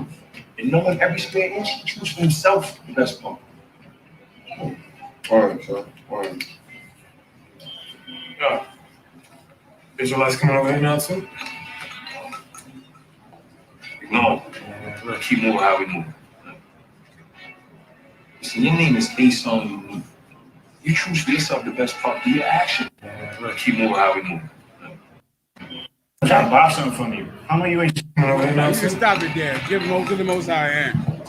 Brother. That happened. You know how many that thing right there was going on like crazy in the early 90s. Them goddamn 5%ers out there on 115th Street. Oh, Jesus Christ. With the black man is God and supreme Allah and this and that with all of that garbage. And we used to battle these fools out constantly. And just like today, we go set up right where they are. They be out there selling those stupid books they'd always sell. They have a table just full of cartoon books. Just all these books everywhere. We come set up and pull out our signs right there because they got no business coming out here any goddamn way. They shouldn't be out on the street. The fact that General YAHANNA even allows them to come out should be mercy because he doesn't have to. But he allows them to come out and we go and just set up because we go where we want. Everybody gets that, I pray. We go where we want, set up where we want, and them 5%ers got to get the hell up out of there. The Muslims with all that stupid bean pie garbage, They got to go now. That's it. All right, you had your fun. Now it's time to leave now. And we would just set up and just get that, and that's that. And battle them about that old, the man is God. And what's that 13X? Clarence 13X. Clarence 13X. And in this movie, they're going to show the battles. In this one, they got the Hebrew Academy covers, and that's you. I don't got to tell you that that's you. That's you right now in this room. All right? And that used to happen constantly. You had your opportunity. You get the point. You got to get a chance, right? You got your chance. And then one day, your chance is over. I pray you understand. We good to go here? Anything else? All right, let me get to my topic, all right? What's the topic of today? Why you got kicked out of school? All right? I'm just going to explain it to you very carefully, all right? Let me go through a few precepts, all right? As some of you might know, Commander General YAHANNA has heard reports about your conduct down here in North Carolina. He is not pleased. He is not pleased with the constant stories that he hears about your lust. Most of you, Salakia, not most of you, but some of you are polluting a very righteous place. Captain I.S.U.P.K, give him a hand, man. Captain I.S.U.P.K has come down to North Carolina to give you the light and the path to live and not die. But in every school, there's always a thing that particular school has to fight. Give it to me in Revelations, the 2nd chapter, 2 and 1. Okay, let me just explain it to you first, all right?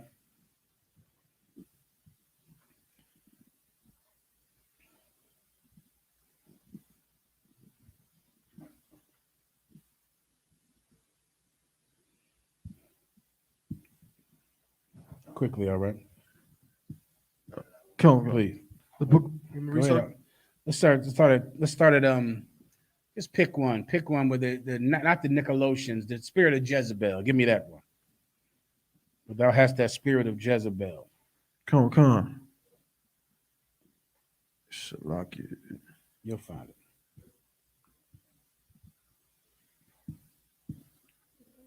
Come on. Oh, here we go. Verse 20. This is the book of Revelation, chapter 2, and verse 20. Also, I need another video, if you don't mind. I need that video where there was a nuclear test that happened in Hawaii, where by mistake, everyone's cell phone said imminent nuclear attack happening now. And everyone was running around the street, and there was a woman that stopped in the middle of the street and started to pray. Find it on your phones first, and then give it to the officer to put it on the screen, all right? This happened in Hawaii. Also, someone else, give me, deliver such an one unto Satan. All right? Come. What, read, sir? So, yeah, 1 second. Also, someone else, give me walk as we do. It's in the New Testament, where Paul said he bid everyone to walk as we do.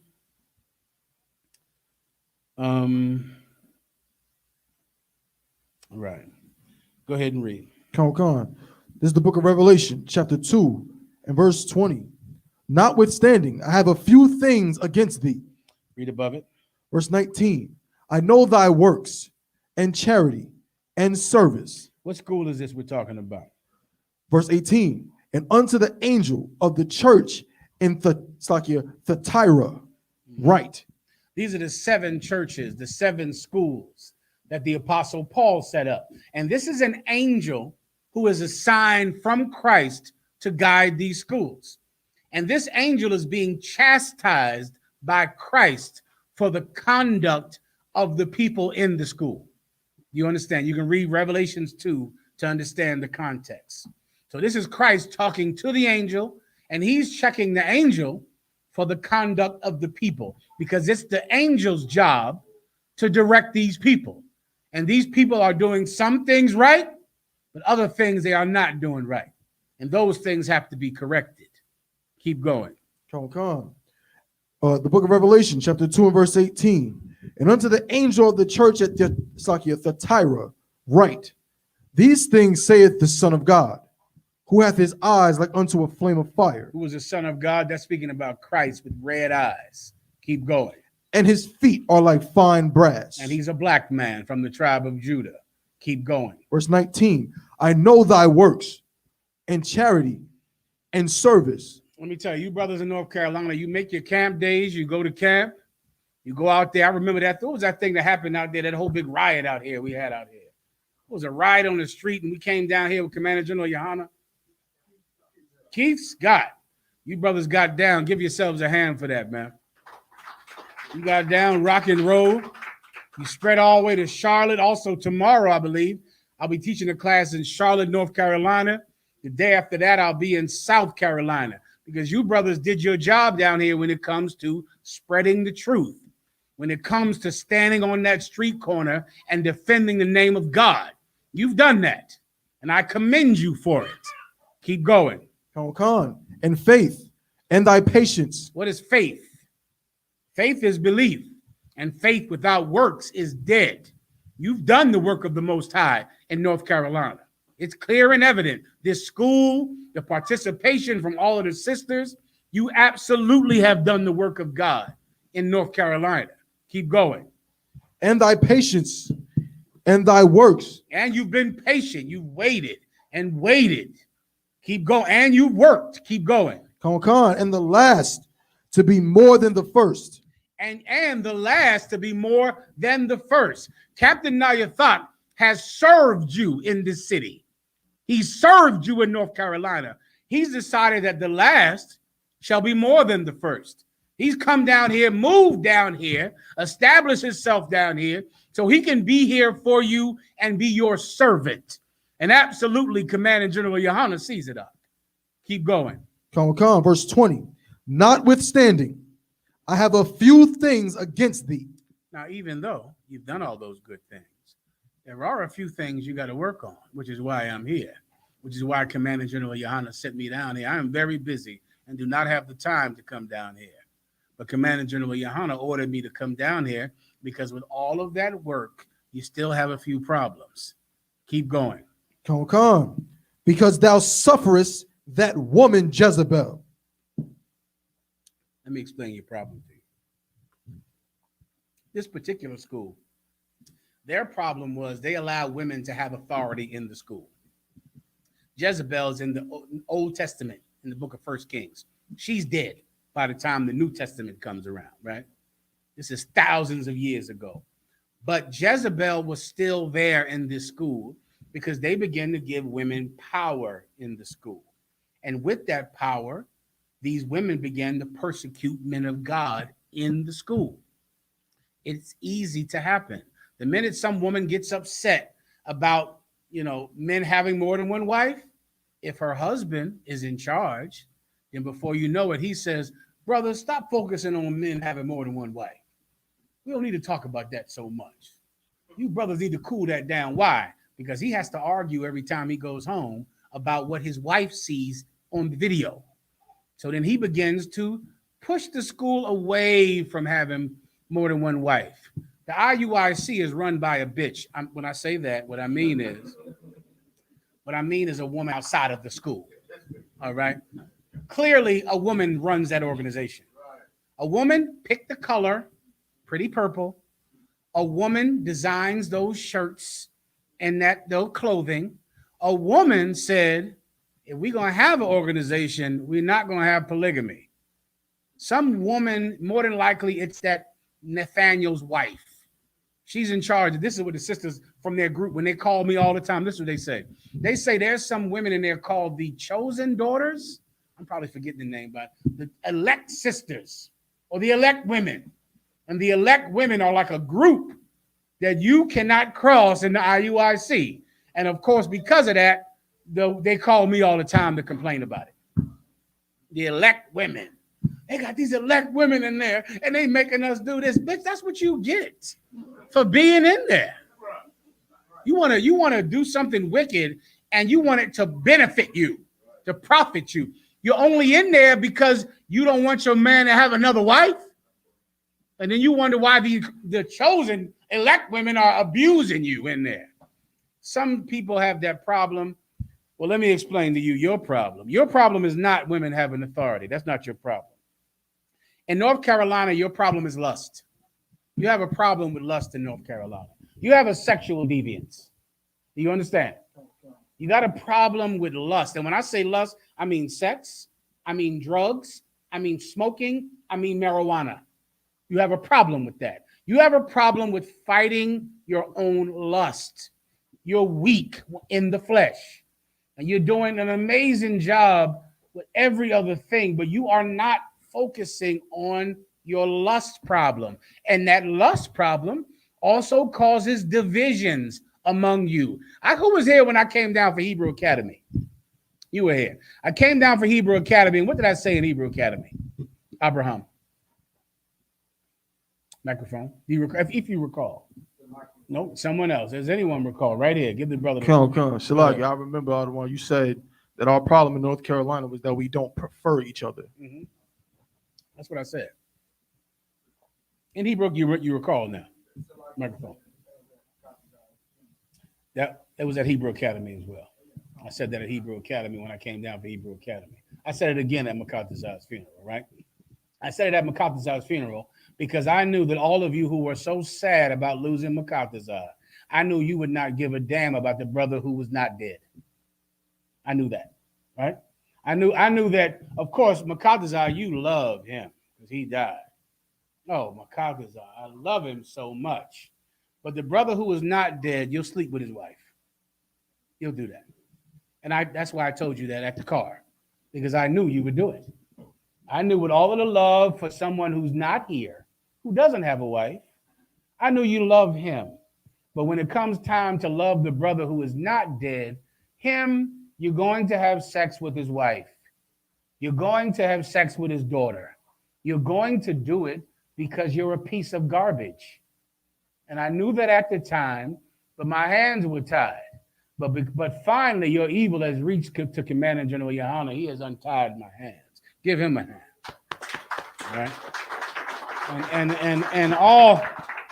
And all of the, the backbiting and talking and gossiping and all of that filth that you've always been doing, that I've always known about, always talked to Captain I.S.U.P.K about, which is why I said that at Makatazai's funeral, and I said it at the Hebrew Academy.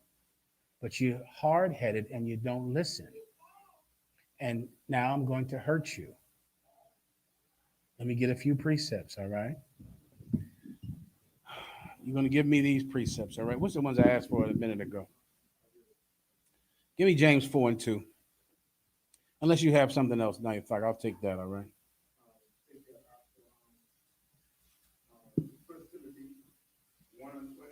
Let me hear that. Can you hang on to that? Let me give you James 4:2 if it's all right. Start there. James 4:2. We're going to take it down to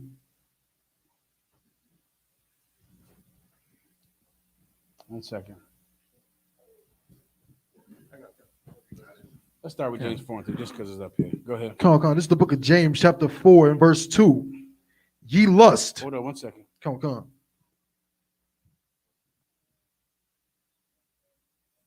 Instead, 1 Peter 1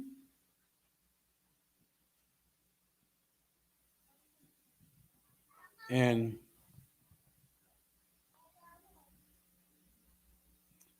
let's start at 12, all right? Rock with me for a second, all right? I'll break these down, okay? 1 Peter's 1 and 13 to 14. Come on. This is the book of 1 Peter, chapter 1 and verse 13. Wherefore, take it to 16, all right? Come on. Go ahead. Wherefore, gird up the loins of your mind. Read that again. Wherefore, gird up the loins of your mind. Here's your problem in North Carolina. You don't believe that you have to be strong in your mind. Let me make it more simple to you. You don't believe you have to be strong when you're not around the brothers. You understand? When you're home. When you're home and you're not at camp and you don't have a structure there to watch over you and to strengthen you and to get you to focus and do your speaking and teach your classes, when you are just home and it's just you and your own mind, there you feel the liberty to be yourself. And when I say you, I mean the sisters too. You got the same problem down here. with the smoking weed and the smoking and the Facebook that everybody knows about, everybody sees. Some of you look like full out crackheads. You act like no one can tell. You look like a crackhead. Everyone can tell. But of course, you know, YAHANNA, people are being kind to you. They're being patient with you. They know you have problems and they're trying to suffer you. That suffering is at an end tonight. Sisters, you understand, right? I pray so. Keep going. Don't come. Shalakia. Wherefore, gird up the loins of your mind. That's what you got to do. What does it mean to gird your loins? Your loins is like your midsection. The girdle is a war belt, right? That we wear around our waist. And you imagine cinching up a belt. You got a belt on, and you start to just pull it tighter and tighter and tighter down to the last hole, just so you can be strict and militant and tight. That's what you have to do up here, Rock. You got to do that in your mind, Doc. You can't go home, and now because you're home, you can float all into social media. Let me tell you something else that brothers don't know. Sisters, this is going to blow their minds. Everyone knows when you like a girl because of the thumbs ups. Everyone in the school knows. They call me about it. Everyone, you know how you like a picture? You liking the picture, right? And in your mind, you are telepathically trying to tell the sister you like her. Right? You're trying to say, she got a picture. Thumbs up. Thumbs up. That's a good one, sis. Now, that's your way of trying to telepathically tell her that you are interested in her, thereby going around the 1 year rule, right? So you can circumvent the rule that says you can only salute until she's been in the school 1 year. You can't do that. So instead of talking to her, you just thumbs up. That's true, sis. That's good, sis. Does the sister know you like her? Yes, she does know you like her. Congratulations. Guess who else knows? Every brother and sister in the school. Sisters, am I breaking this down? Yeah, they all know. So when you out there, hunting down some sister, hunting her to death, every sister goes, oh, so-and-so like her. He like her. He like all her pictures. He comment on all her posts. Everybody can tell that you're some old horny, filthy bastard. You're horny. You're not embarrassed by that? Like you don't care. Make me understand this. Hold on. You don't care that everyone sees you're horny? Don't you want somebody to look at you like a man of God? You don't want that. You don't want, did you come in here for everybody to say, there you go, he horny as hell. He horny tonight. He got that look in his eye. He got that look in his eye. Y'all better stay away from him. He horny tonight. Like, don't you want to be a man of God? Like, you don't have this self-control. You don't have any self-control? None? Like, everybody sees it, huh? They got eyes. Like, they see this. This isn't secret that you like this girl. And you're not embarrassed at all. You didn't even consider it because you are so laser focused on subverting the 1 year rule that you don't see that everyone in the school knows you like her. And they all lose a little respect for you. That's what they do. Everyone goes, I thought he was this big priest, this big 5,000.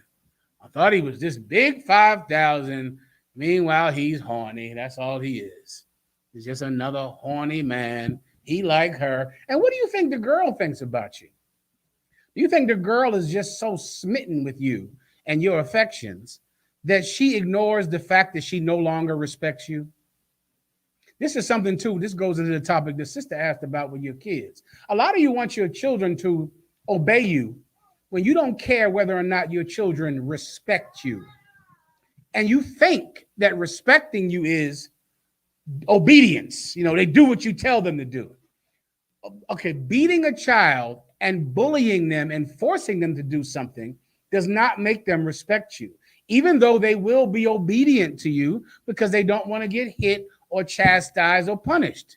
But there is only one way to make a child respect you, and that's to live honorably in their sight. And then a child can look at you and go, well, my parent is telling me to do something. That's an honorable man.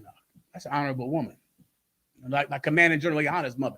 I saw Commander General YAHANNA's mother for years, 25 years. We would go over there, brother. She would have a blue bin in that corner of that a project apartment in Castle Hill, the Bronx, always. And it wasn't until years later I said, what's this bin? His mother was always filling up a bin to send things over to the West Indies because Commander General YAHANNA's a Benjamite. And this bin just sat in the living room. And when they would go to the store or go anywhere, she'd just bring back a few extra things and throw it in the bin. Throw it in the bin. And the Commander General YAHANNA's mother, brother, was with his father. And when his father left, she was never with another man for the rest of her days on this earth. I'm talking 40 years. All she did was take care of Commander General YAHANNA and his siblings. Give her a hand, man. Every time I think about that sister, it moves me because that sister raised Commanding General YAHANNA and devoted her life to it. She had no other pursuits. She wasn't a sexual being. Some of you bitches, all you are, you know what you are to your children? You're just a sexual being. That's what you are to your kids. And your kids know some new man is coming in every few months because mama has to have sex. Mama has to have a man's attentions. And so some new man, and each man that comes in the house has to call him daddy. She calls 2 or 3 men daddy because mama just has to have attention. Mama has to have it. You don't care about your child respecting you, and you only get respect by honorable conduct. Well, brothers, while you're so worried about making sure this woman knows you like her, do you care that she loses respect for you because she knows the 1-year rule? She knows how brothers in the school are supposed to behave, and she knows that you are not behaving that way. Doesn't that matter? You don't deserve a woman. Cowards don't deserve women. Give that to Zakar for t-shirts. Call Captain Zakar. That's a t-shirt. Cowards don't deserve women. The water. You're a coward and you don't deserve a woman. Am I making you understand? All right. And just so you know, the only way you'll get a woman in here is if you break the 1-year rule, because I will never approve a courtship for you, ever. It will never happen. You will never, someone is going to call and say you were asking about a woman, and I'm going to say, who knows? No, that's not how I say it. You haven't been through it. I don't say la. I use more tact than that. I don't say that either. This is what I say. You'll know when the brothers call. That sister is not available. She's not available, right? That means you don't deserve a woman. Or the sister might say, I would like to court this brother. You know what I'll say? That brother is not available right now. Or I usually say, well, he's too busy. He has too many other wives. His schedule is too difficult right now to take on another wife.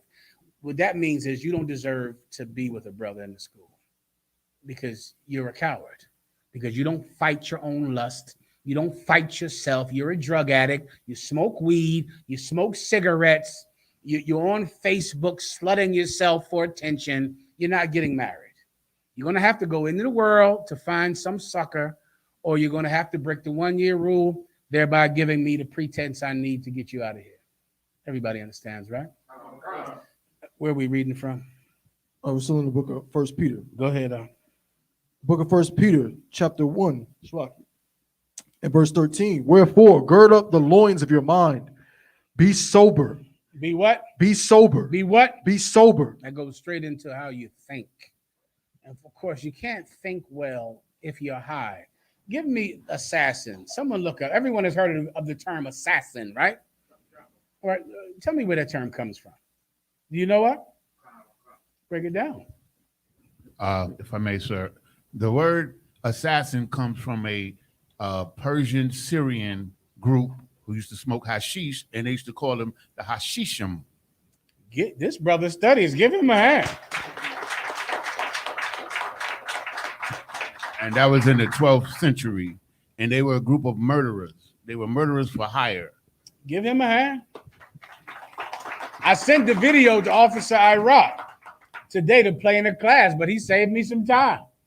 The assassins were the Hashishans, which literally means hashish eaters. What is hashish? It's a very concentrated form of marijuana, right? If you don't know about it, it will be in your dispensary in about 3 months. It'll be there. It's that strong weed that you can buy from that dispensary. Is weed legal in North Carolina? Not yet. It will be. Is it? Medical, of course. Medical, meaning that hurt back of yours. Who got a hurt back? Everybody. Whose back hurts? Raise your hand. Yes, thank you. Serve it up. Right. Right. So that what they're going to sell in that dispensary is that powerful, strong weed, which is regular weed on the street is like 10-20% THC, and this is like 20 to 60% THC, and it's that powerful weed from that dispensary, and it's hashish. It is also the preferred drug in, guess where? Afghanistan is what they get high on. I also sent that video to Officer I.S.U.P.K. It's what they prefer to get high on in Afghanistan. It's coming to your dispensary. You're going to be able to get it. And the assassins were called the Hashishans because they ate or smoked hashish. And they got so high on that weed that they would kill people for money. What is the murder rate right now in North Carolina? 500 people have been murdered in North Carolina, which is a New York number. That's a Philadelphia number, 500. 500 is gigantic. It's a gigantic amount of numbers. That's how many murders you got right now. And we're the new year. We're not at February. We're not at January. You got 500 murders here right now. And that is a New York number, which is one of the biggest cities on the planet Earth. And that's what you have in North Carolina. I wonder why. Because no one is sober here. Right? No one is sober. Everyone is high, smoking weed. And because of that, you're going to do things that you would not do if you weren't smoking weed. And the weed is going to get more and more and more strong. And that's what an assassin is. And you can look it up on your own. Sober. Go ahead. Khan. In hope to the end for the grace that is to be brought unto you at the revelation of Yahawashi Mashiach. Hold on. I missed something. Read a few sentences above it. Khan. Verse 13. Wherefore, gird up the loins of your mind. Be sober and hope to the end for the grace that is to be brought unto you at the revelation of Yahawashi Mashiach. Keep going. Verse 14. As obedient children. As what? As obedient children. As what? Obedient children. And here's the key, and it's hard to understand this being as stupid as you are. But you're going to have to obey. You're going to have to obey without wavering. You can't be shaken off of obedience. We have rules in this school. The Bible is a book of rules, and you're going to have to follow them. And you can't waver because you like her or because, whatever stupid thing is in your mind that gives you license to be disobedient. You're going to have to obey. And you're getting kicked out of the school because you won't obey.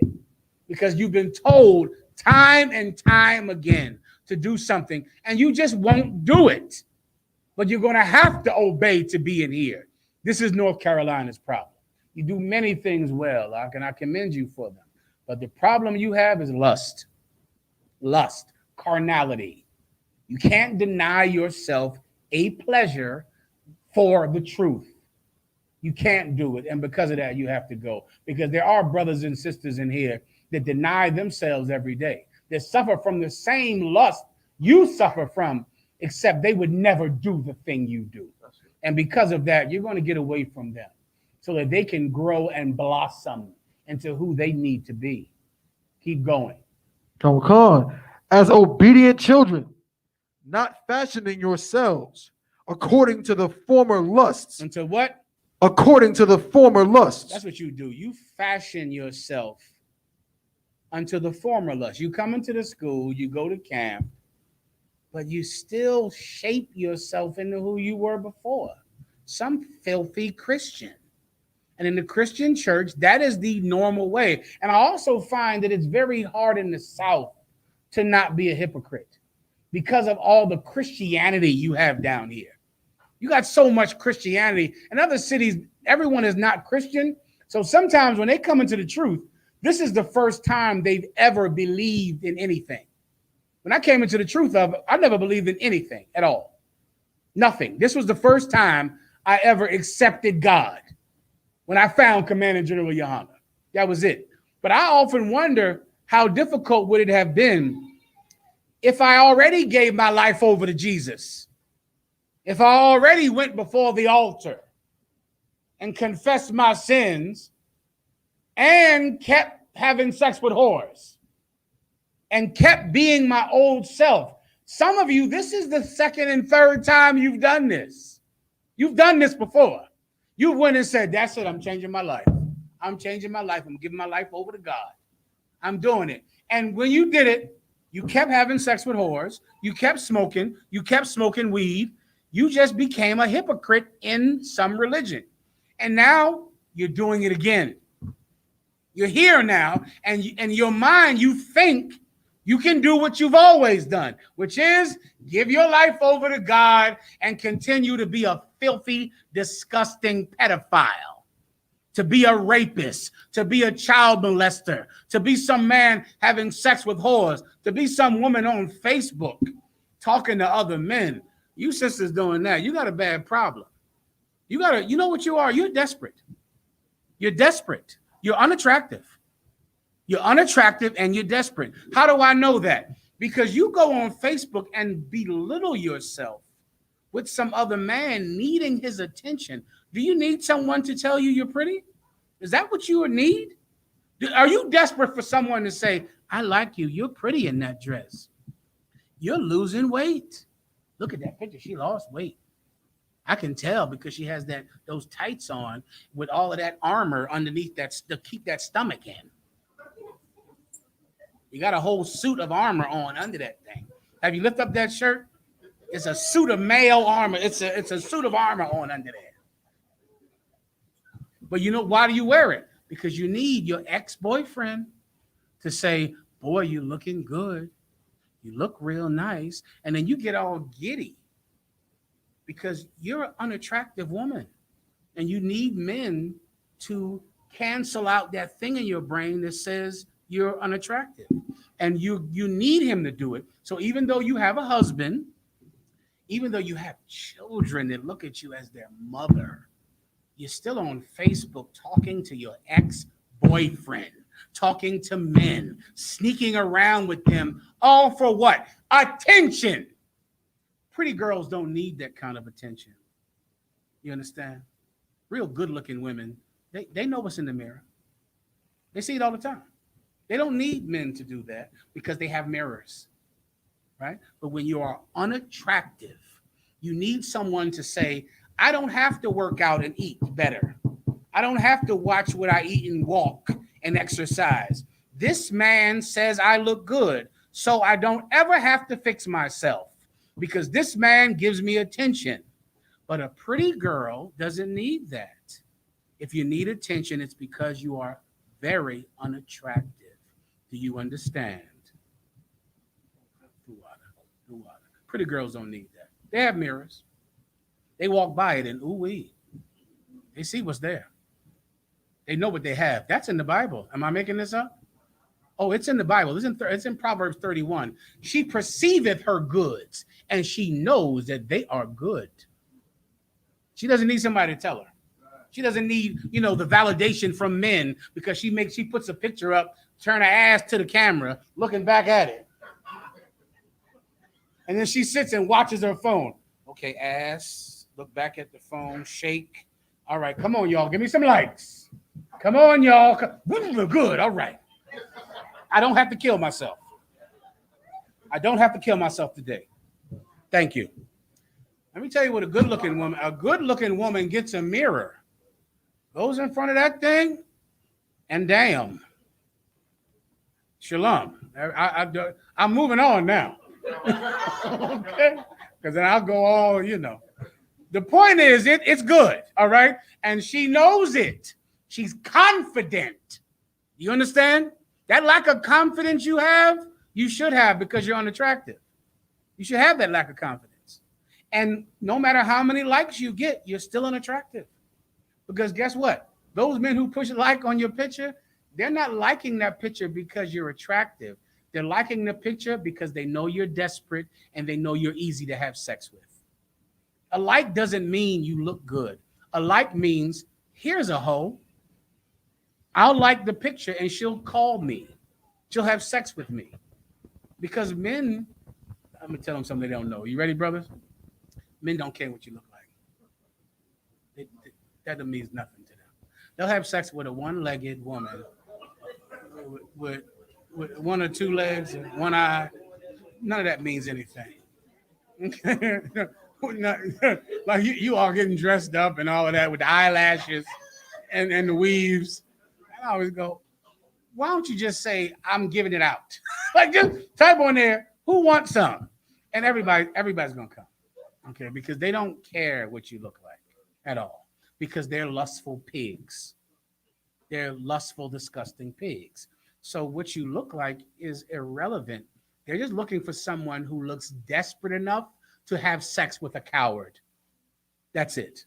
And that's what you look like. You look like someone desperate enough to have sex with a coward. But it doesn't mean you're pretty because you're not. Let's move on. Go ahead.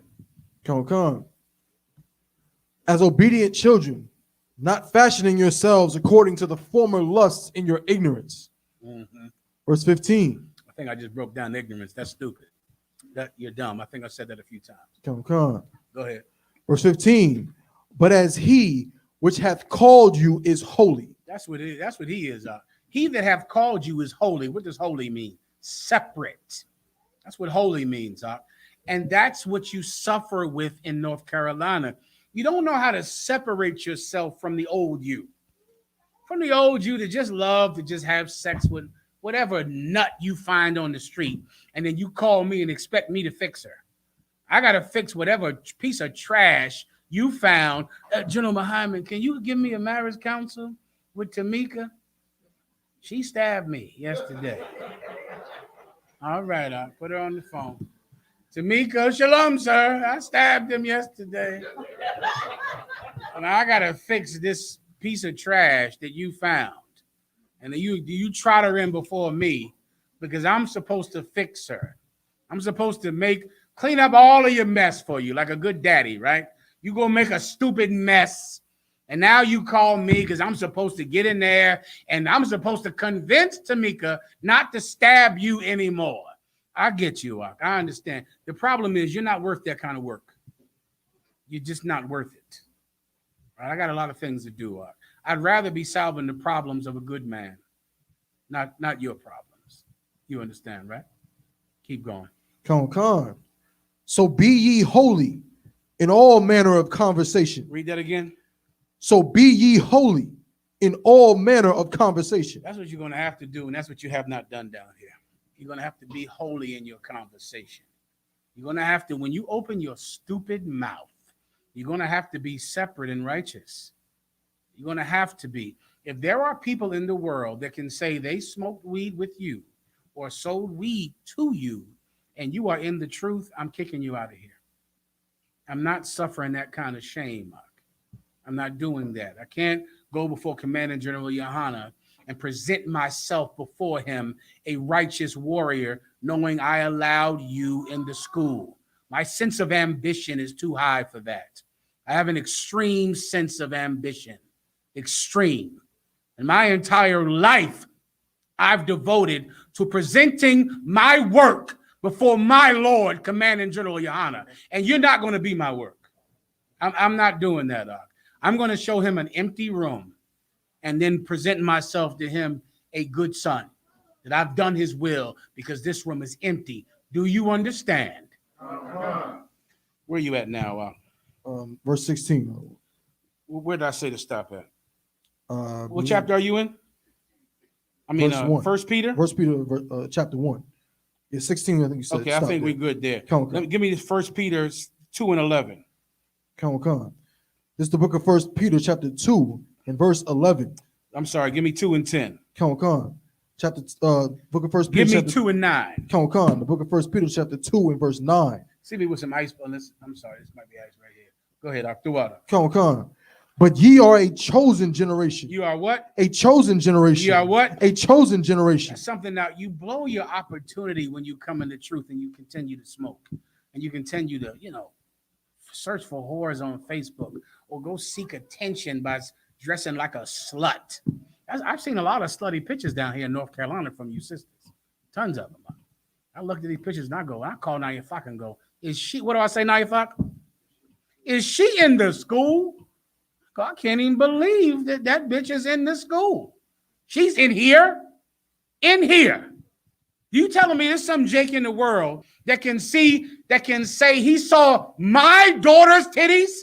Oh no, I can't have that. I can't sleep at night with that. I'll be in the gym for too many hours trying to get that out of my mind so I don't kill you. I can't go through that. I can't have some Jake in the world saying he saw Akwaf-Shabagada's titties. No. That I can't suffer. And I don't think I should have to. And Commander General YAHANNA, he's decided I don't have to either. He's decided I don't have to go through you with your stupid pictures online, and you are just as unattractive as you always were. You're not more attractive because you have on a wife beater or some nasty tights. You're still unattractive. You're still that little girl who didn't think boys liked her. You are still her. You have not changed. You are unattractive no matter how naked you dress. But I can't have someone in the world thinking that one of General YAHANNA's daughters is a whore. I can't suffer that out. No, brother. No. Keep going. Come on. But ye are a chosen generation, a royal priesthood. Listen, you've been given an opportunity in here. An opportunity. A chance. Your mother didn't get this chance. Your uncles didn't get this chance. Your uncles and your father died and no one gave a damn. They were a face on a t-shirt. They had some old funeral service, and your father was no one to be cared about. No one anybody thought of. He was no great man. Come on. He was nothing. And your grandmother, who you idolize like a god, she comes and she goes, and them nice grandmamas die, and they're gone. But you have been given such an opportunity to rise yourself above the dirt, to be better. What do? Blow it? Keep going. And holy nation, a peculiar people. Take me back to royal priesthood. Come. But ye are a chosen generation, a royal priesthood. A what? A royal priesthood. A what? A royal priesthood. That's why you were risen up, brothers. That's why your head was anointed with oil. For you to be a royal priesthood. What are you, some horny man who can't stop having sex with sluts? Have you ever turned down a woman? Ever? Don't you want to see what that feels like to say no? Do you have to have sex with every woman that wants to have sex with you? Couldn't you say no? You could. Wouldn't it feel good to say, this sister wants to be with me? No, thank you, sis. I'm flattered, but I'm fine. The water. Wouldn't that just make you feel more honorable to say no? You have never turned down vagina in your life because you're a piece of garbage. And you can't say no. You are a royal priesthood. Don't you want to one day look at yourself and go, I'm a priest. I'm holy. I can't be had by any slut. I'm special. I'm different. Keep going. Come. A holy nation, A what? And holy nation. Not just the priests, but the entire nation. Men and women and children, separate from the world, different from them. Cult leaders, people who don't mix with other people, don't involve themselves in their sin. Men who have left their families, women who have left their families, choosing to live on a higher standard. Don't you want to be that one time and see what that's like? Or do you just want to be some horny man or some attention-driven slut? Keep going. Come on. A peculiar people. A strange people. Cult leaders. That's why they say we're in a cult. Because they look at us and go, these people are peculiar. What are y'all doing? You don't get high? I remember years ago, I forget what rank I was. I might have been 5,000 or 50. And I went around some super drug dealer. I mean, he was, had mansions and so many murders. Murders on top of murders. He went and killed some cat. He killed some cat who saw him kill somebody else in front of his mother. Kicked in the door, murdered the cat. His mother saw him do it, but his mother was a crackhead because this was the 80s. His mother was a crackhead and they gave her $5,000. And his mother said, I don't know who killed my son. It was her son. They gave her $5,000 and she lied and they got away with it. So now I'm sitting there talking to him. So now by him, I'm in the truth right now. We're sitting out on some lawn chairs in front of some house talking. And he turned to me and he said, what you into? I said, I'm Israelite from the Israelite school UPK. He said, do you grind? That's what he said at the time. And I said, no, I'm not in the world.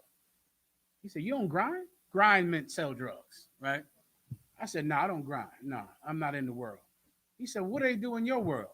In my world, we speak, man, and we raise up our people. We teach our people the truth.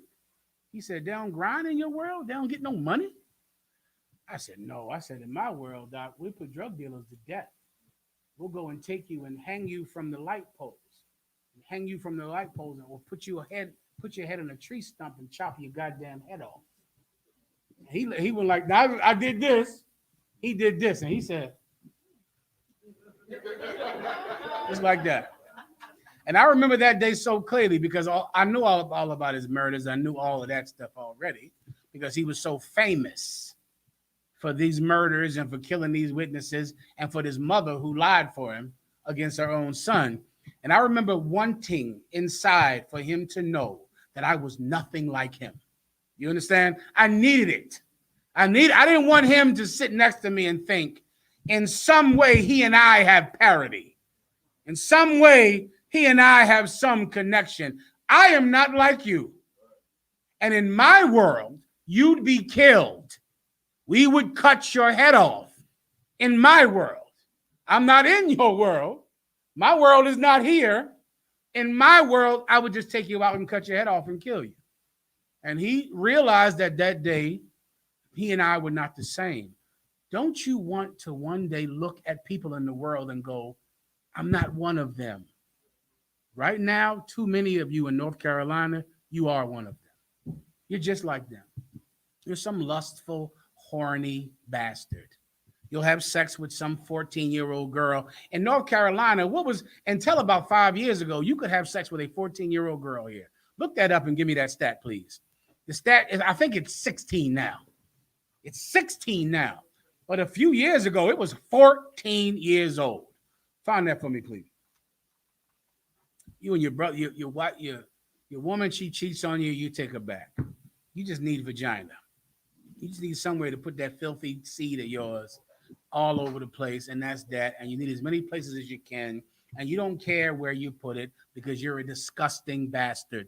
Don't you want to be different? You could be. You could change. You have the opportunity. You could be a royal priesthood. You could be a holy nation. Keep going. Come on. A peculiar people, that ye should show forth the praises of him who hath called you out of darkness into his marvelous light. Keep going. Verse 10. Where you at right now? What chapter? 1 Peter chapter 2, sir. Chapter 2 and 11? Chapter 2 and verse 10 right now, sir. Okay, go to 11 for time's sake. Come on. Verse 11. Dearly beloved, I beseech you as strangers and pilgrims. I beseech you as strangers and pilgrims. Beseech you means beg you. As strangers and pilgrims. What's a stranger? Someone who is not from this world. That's what we are here. We're strangers here. We're pilgrims here. What's a pilgrim? Someone that travels to a far country seeking the will of God. Please. Microphone. The age of consent in North Carolina is 16 years under North Carolina law. This was put out on May 9th of 2014. Give me back when it was 14. It was 14 a little while ago. You can look it up, sis. Yeah, right. Yeah.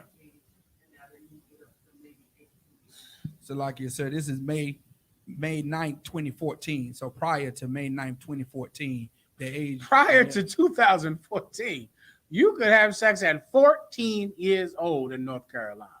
That's how people are. Let me give you the age of consent in the UPK.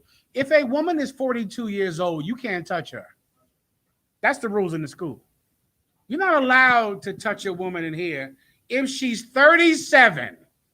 If she's 60, there is a 60-year-old sister in the UPK right now that I am humbled. One day I'll be able to give her away in marriage. She can't get married without my permission. She's 60 years old. And that's what all of these rules do. All of these rules somehow make you think that you are allowed to do it because she says you can. I don't give a damn how old she is. I don't care if she's 35, 50, or 60. You don't touch her without her father's permission. Do you understand? I don't want to come. That's in the world. That's in the world. In the world, of course, you know, she's 14, you've committed no crime. Now she's 16, you committed no crime. If you touch a 35-year-old woman in here without permission, brother, you're done. You're gone. Oh, shit, since you're forcing me. That's him. Don't blame this on me. That's this brother here. I don't know what to do. You know? So anyway, go ahead. Come on. You get the point. Keep going. I got to move on. Come on. Abstain from I'm fleshly behind. lusts. I'm jamming up across the line right now. Hold on. Come on. Go ahead. Which war against the soul. Read that part again, please. Come on. Dearly beloved, I beseech you as strangers and pilgrims, abstain from fleshly lusts. Abstain from what? Fleshly lusts. Abstain from what? Fleshly lusts. You have to behave yourself like you are not a citizen here. You understand? And that's what you don't do in North Carolina. You act like everybody else. The social media, and that just gives you another way just to pollute yourself with the damn social media and the hoes and the sluts and the blah, blah, blah, and the ex-boyfriends and the this and that. Read that part again. Come on. Shalaki, dearly beloved, I beseech you as strangers and pilgrims, abstain from fleshly lusts, which war against the soul. Which do what? War against the soul. Wars against your soul. I know you believe that by smoking weed, you are in some way, you know what you think you're doing when you smoke weed? You think you're escaping from reality, don't you? That's what you think. You think now all of your pain can be muted when you get a cigarette. You're not suffering like you usually are, right? You're trying to escape from reality, aren't you? All of your pain and suffering can go away. Why? Because you had a bad life. I know that. Let me give you another new day in North Carolina. I don't care about your past problems. I don't care about that. I don't care about your child molestation. I don't care about your mother and your father and your foster care. You've been given enough time to be able to get yourself together. Now I'm going to care about the people who will be hurt because you're here. And there are people that are going to be hurt because people who give themselves the excuse of past pain are allowed to be in the school and pollute other people. Do you understand? Read that last part again. Con. Abstain from fleshly lusts, which war against the soul. You get that. Give me Ecclesiasticus 23:6.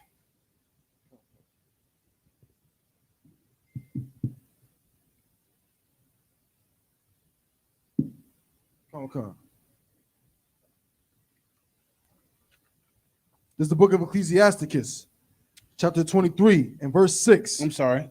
Yes, go ahead, read that. Con. Let not the greediness of the belly, nor the lust of the flesh take hold of me.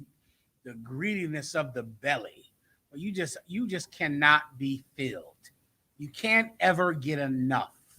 There's never enough, is it? You don't ever have enough women. Of course not. I'm the one fixing all your marriage problems. So you're free to go out and just have sex with some new woman every week who is a terrible mistake for you to have sex with because you're greedy. And that's it. You're just full of goddamn greed. You don't scrutinize her. You don't care of the kind of woman she is. She's just a possible woman. And that's that. And that you meet a woman who is in desperation of attention. You just care about it being a vagina. That's it. It's a vagina and a mouth. Good enough. And you think that this thumbs up means you're pretty. And so you meet each other and you find each other because you're seeking one another. I'm going to kick you both out to school. Both of you. Keep going. Con. Someone had their hand up? Go ahead. Con. And give not over me thy servant into an impudent mind. Don't give me over to an impudent mind. Look up the word impudent.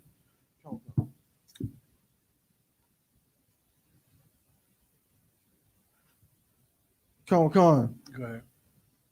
Impudent. This is the definition of impudent. Not showing due respect for another person. Let me tell you what happens to you as you're being, a lot of this is happening to you right now, right? You think, who is he talking to like that? Why is he talking to me like that? He shouldn't be saying that. You got a disrespectful mind. I'll talk to you however in the hell I want to because you're a sinner. There was a time when I would take you to a stump and cut your head off or hang you from a light pole. You deserve this. Don't allow some spirit to come in your mind to say, oh, not me. I shouldn't do. No. He shouldn't tell me what to do. He shouldn't tell me what I can do with my body. He shouldn't say what I can do. Don't allow yourself to be given over with an impudent mind. Do you understand? Keep going. That's it for that. Where you at now? Oh, still in Ecclesiasticus, sir. Go ahead. Con. You at 6? No, that's the end of 6. Con. You done 6 solid. Yeah, 6 is done. Unless you think there's more there. If That's not, it, sir. give me Ecclesiasticus 20:4. Con. Here it is good. This is a good one for you to understand yourself and all of your problems, all right? Go ahead. Ecclesiasticus 20:4. Con. So like, so I believe this is the right one. The book of Ecclesiasticus, 3:3. chapter 20 and verse 3. How good is it when thou art reproved to show repentance? Let me tell you something, man. If you're not impudent and if you don't reject and fight against someone trying to save your life from your self-destructive behavior, how good is it to be reproved and to repent? How excellent is that, man? When in the hell did your family get that? When has anyone ever tried to teach you anything? Ever pressed or tried to make you attain something higher? No one has. You didn't have a father to do it. You didn't have a mother to do it. Finally, someone in your life is not satisfied with your low standard. How good is that? How good is that to be reproved, checked, and to repent and to actually change because someone checked you and chastised you? Keep going. Con. For so shalt thou escape willful sin. That's how you do it, You're going to have to be chastised to escape what kind of sin? Willful sin. What kind of sin? Willful sin. Let me help you out with this too. Drug addiction is willful sin. It's willful sin. Right? Smoking cigarettes is willful sin. You know why it's willful sin? Because you cannot smoke a cigarette. You know how you'll know? Prison. They're going to put you in jail. And for that first month or whatever, how long is it until you can get drugs in jail? 3 weeks? You're going to be in a holding cell. And when you're in there, there'll be no cigarettes and no weed. And you are going to be in absolute pain because you need a smoke. You need one. And it's going to hurt. Oh my God. It's going to feel like your skin is being ripped off. You're going to be in so much pain. You could go through that pain and defeat a cigarette addiction if you just embrace that pain. Hurt. If I took you and threw you in a jail cell, you wouldn't be able to get cigarettes. You know what you do? Guard. Listen, when am I getting out? I need to make my phone call. All of that phone call is because you need a cigarette. That's why. You need a cigarette. So guard, when am I going to make my call? Guard, because you need to get out of here so you can smoke. It hurts. It's painful. Embrace that pain, and you will be free from cigarette addiction.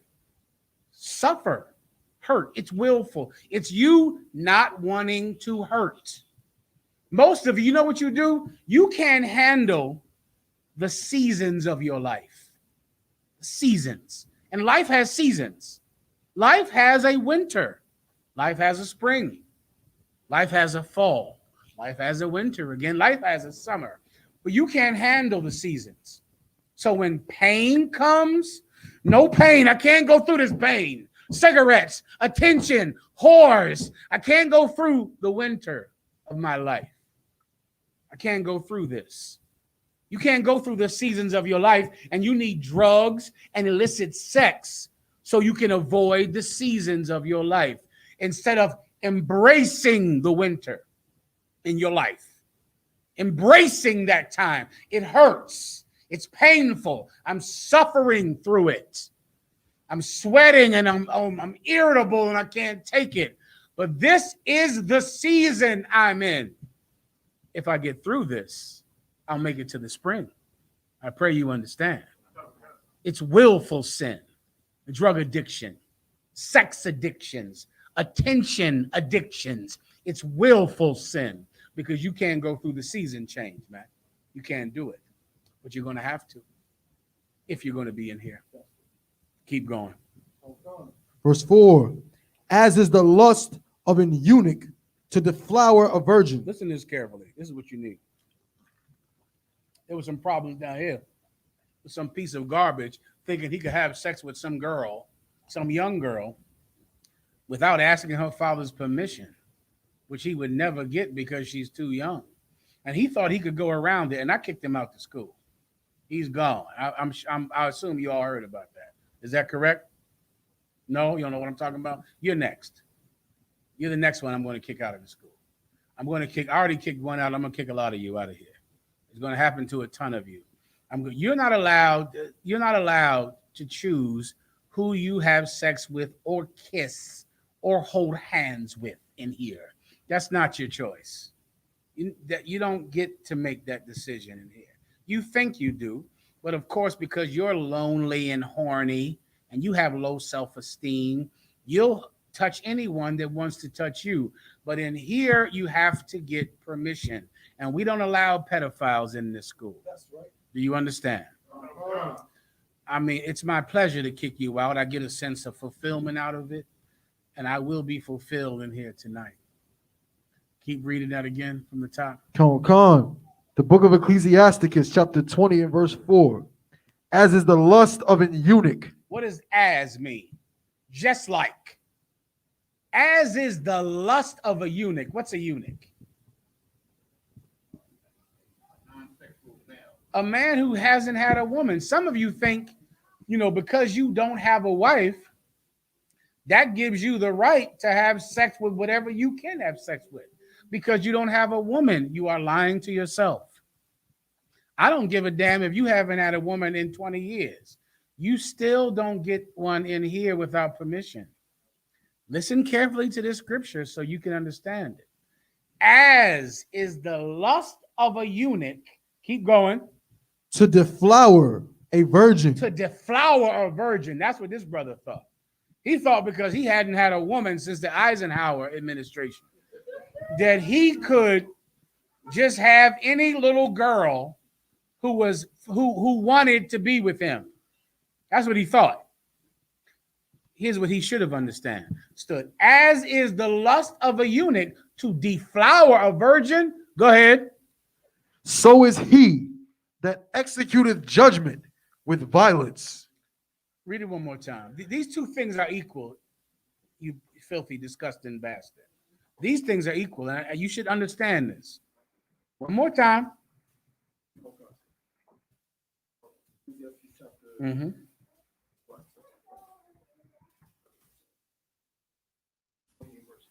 Mm-hmm.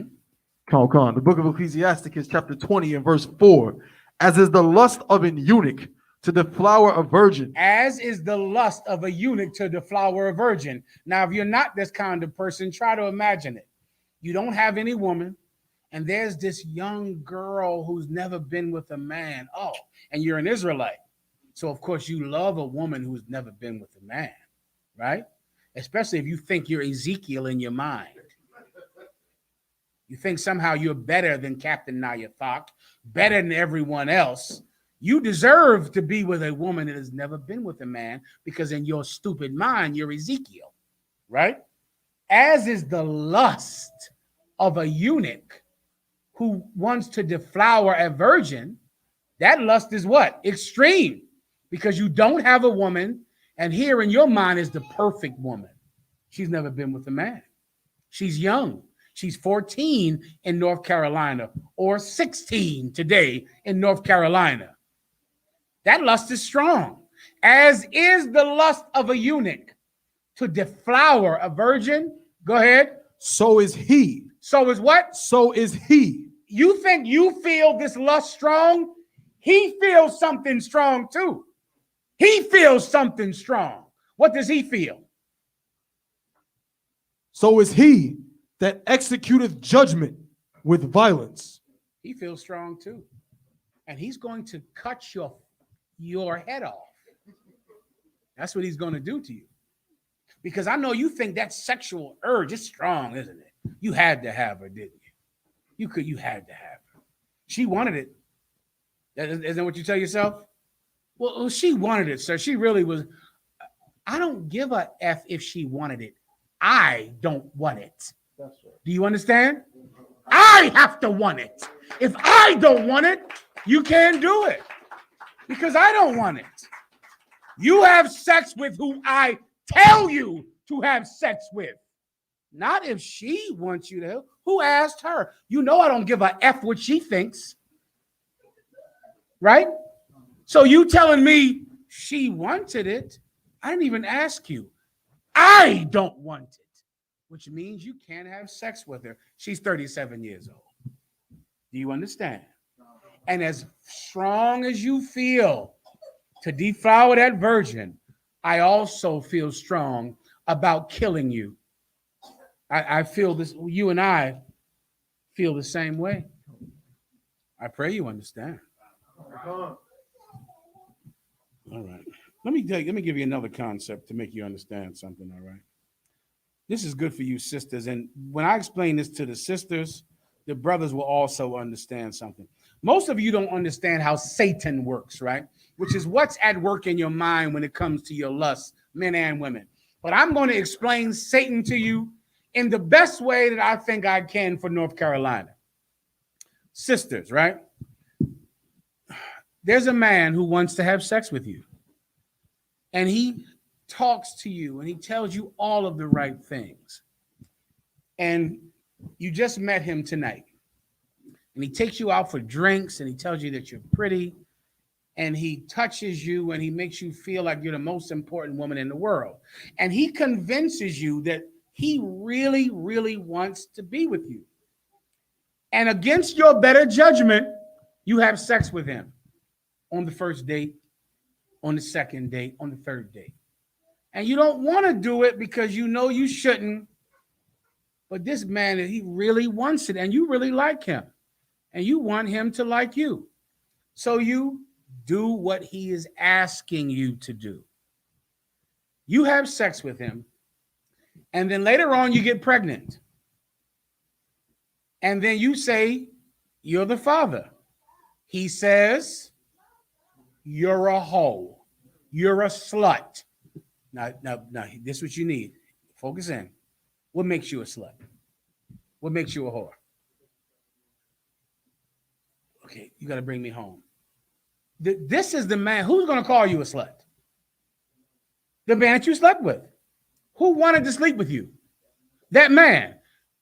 After you have sex with him and you saying, well, now I'm pregnant. Now I need money. Now I need some help. He's going to say, bitch, you a slut. And his proof for calling you a slut is you had sex with him. Do you understand? That's Satan. He is going to convince you to give him what he wants. If you do it, you're a nasty, dirty bitch. And that baby is not mine. Why? Because you listen to me. You understand? You know who does that? The police, the cops. How did I forget about this? Shout out to Officer Macabre in Minnesota. Give him a hand. Yesterday, some of you, not everyone will go through this, but a worthy brother in the school will get this badge of honor. The FBI came and talked to Officer Macabre yesterday. Give him a hand.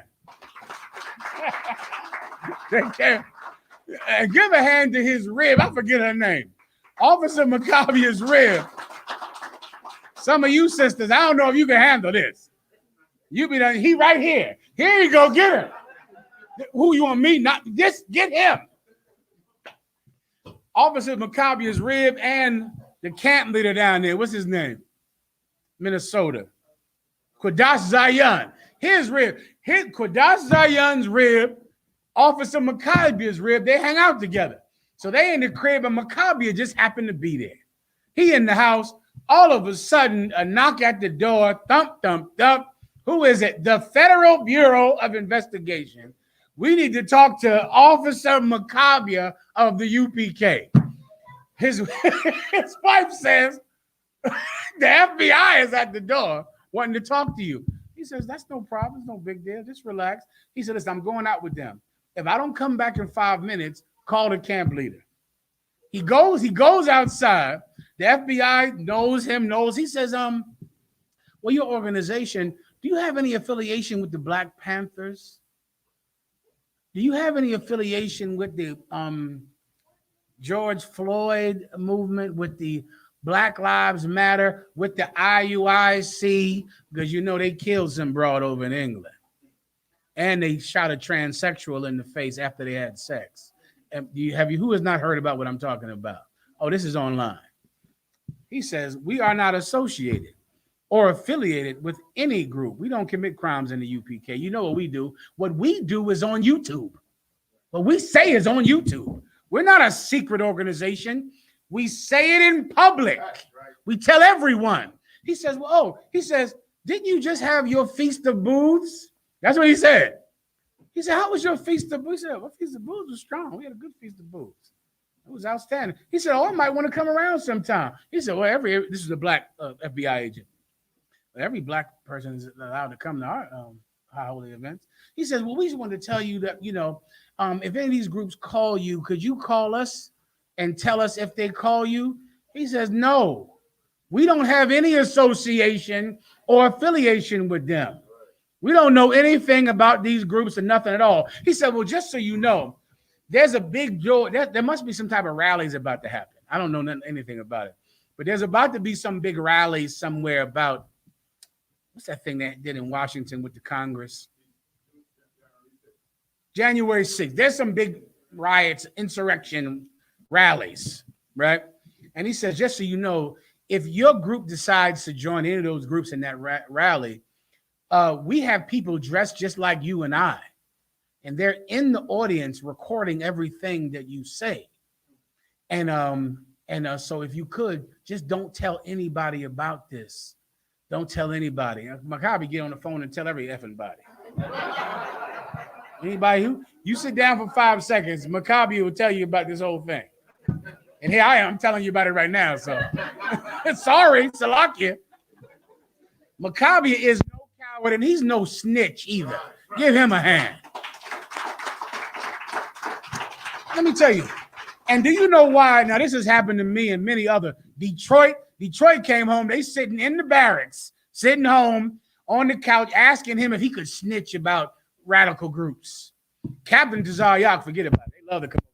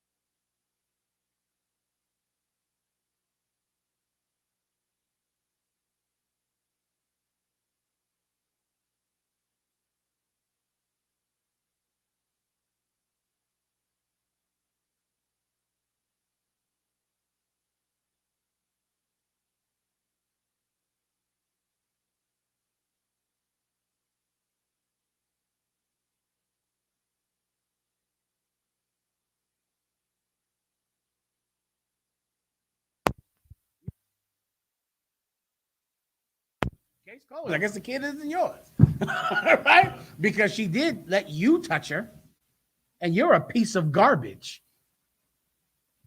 That's Satan. You understand? That's how the cops work. The FBI works. They convince you to sin.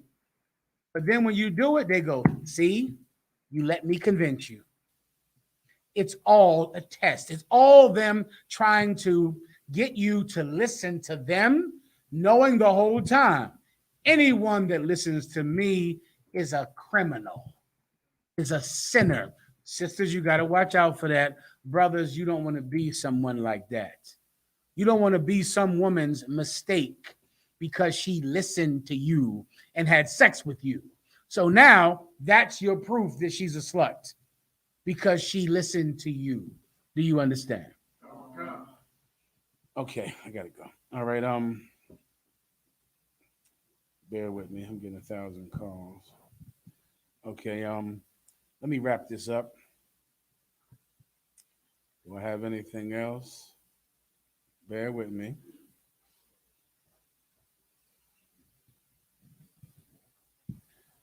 Babbity. What precepts did I ask for earlier, Rob?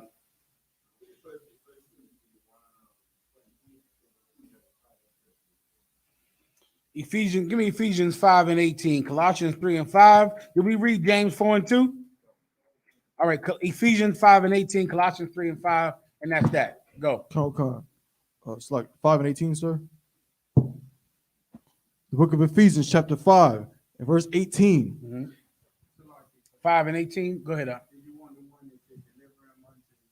Yeah, give me that quickly. Go ahead. Read that. Ephesians first, sir? The one that delivered one unto Satan. Read that. Which one is that, sir? These are all the precepts. As you know, in the UPK, everything we do, we prove in the Bible. I'm just proving to you in the Bible our justification for kicking you out of the school. All right. So you can know it. It's like any law. You can understand that we're justified in doing this. All right. Ephesians 5 and 18. Go ahead. It's like you said you want this one first, 1 Corinthians. Please go ahead. The book of 1 Corinthians, chapter 5 and verse 5.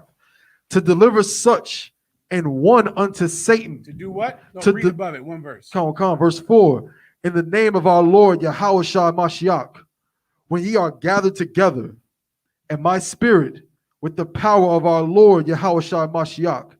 Verse 5. To deliver such an one unto Satan. To do what? Deliver such an one unto Satan. The Lord said to deliver someone like this unto Satan when you are gathered together. And that's what I'm going to do with you. I'm going to give you to Satan for him to teach you. I tried to teach you. I came down here for the Hebrew Academy. Then after the brother died, you don't listen. I've talked to you on the phone 1,000 times about all of your jealousy and envy and stupidity and drug addiction and lust. You don't hear. You don't hear. Now I'm going to let Satan teach you. Maybe you'll learn from him. Come. Keep going. Come. For the destruction of the flesh. For what? For the destruction of the flesh. This is how Satan teaches. He's going to kill you. You're going to die. Just remember that. You're going to die. But through dying, you're going to learn. You're going to come back in the reincarnation fully educated. Having learned what I wasn't able to teach you. But you'll learn in the next life. Come. Keep going. That the spirit may be saved in the day of the Lord Yahweh. When Christ comes back, listen, you'll be a new person. You'll be better. But I'm getting you the hell out of here. Come. There's another precept I need. I might even read the next one until I can find this last one. Come. The book of Ephesians, chapter 5 and verse 18. There's one about your feast. You spoil your feast. Pollute your feast. Hold on. Come. Governors. Go ahead. Come. The book of Ephesians, chapter 5 and verse 18. And be not drunk with wine, wherein is excess, but be filled with the Spirit. Verse 19. What? Drunk with wine. That's another one of your stupid problems.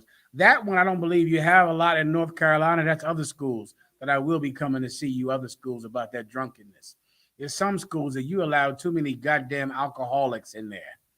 And I'm going to come to those schools after I make this trip through North Carolina.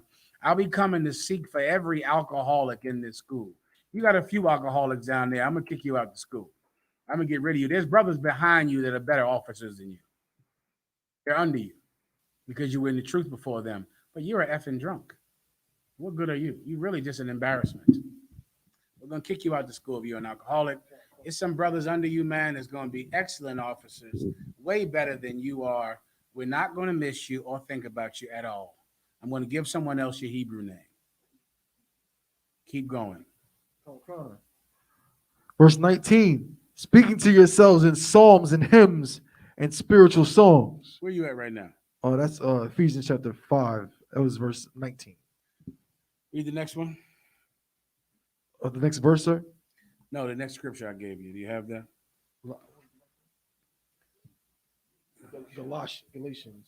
Mm-hmm. Colossians. That's the one I asked for. Go ahead.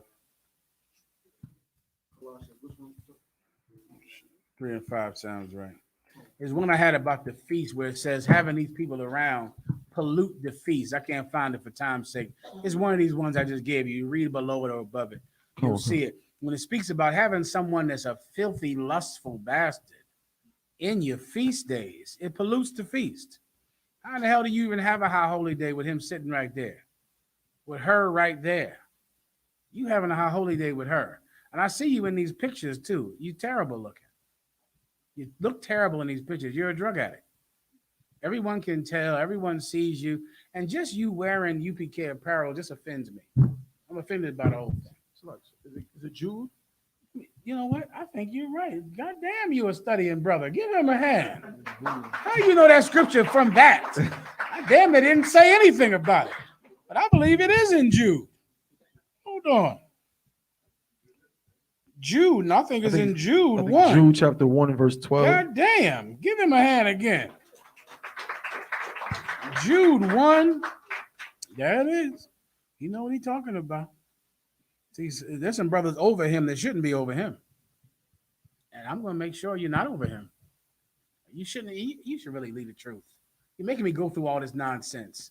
You know you shouldn't be over this brother. a damn drunk and a horny ass man, and you sitting up over him. Won't you feel bad? You should lead the truth. Go have fun. Go to the Disney World. You been to Disney World? You got to get down there to Disney World, man, before Christ come back. Go ahead and experience life here. You should. Christ is going to. You're going to die. Then why don't you go have fun before you die?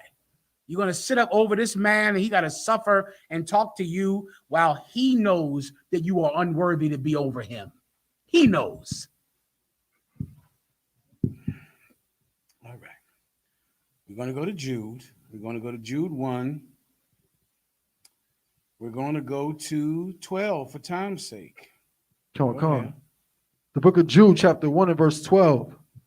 These are spots in your feast of charity. These are what? These are spots in your feasts of charity. Let me show you what's this. Let me go up above it for the spots.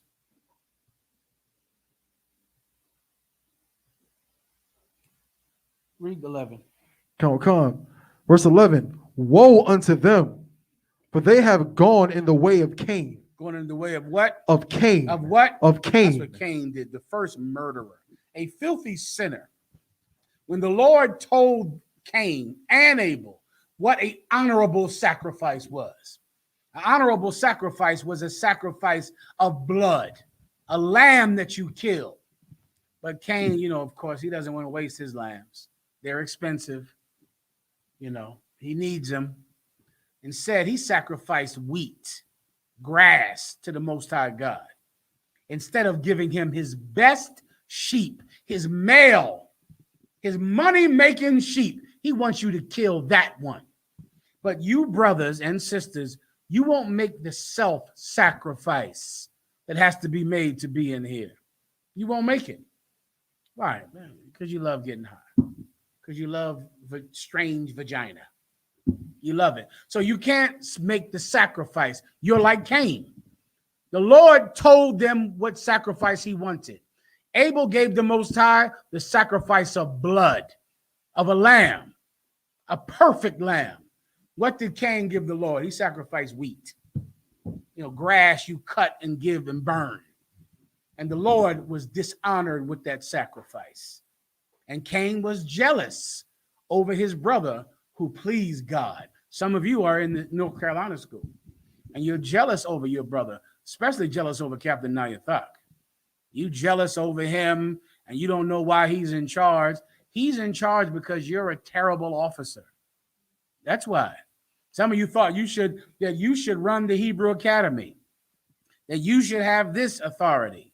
Then meanwhile, you should know now why you weren't over the Hebrew Academy, because you're a terrible officer.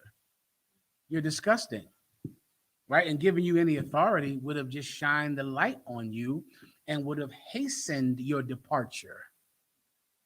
You're like Cain. Cain hated Abel simply because Abel did what God said to do, and Cain was not willing to do it. Keep going. And ran greedily after the error of Balaam for reward. He was greedy. That's why he wouldn't kill his sheep, because sheep cost money. Sheep are expensive. To raise one for a year, feed it. Now it's your best, strongest sheep. You want to breed it to make more sheep. Here the Lord is telling you to kill it. Now, take this matzah cracker. Take this matzah wheat, which is why Jewish people worship the matzah, because that is what Cain sacrificed. And they worship it. Now, you are too greedy to give the Lord your best farm stock. You couldn't do it because you're greedy. And any night thought, where's the list of people not paying tithes down here?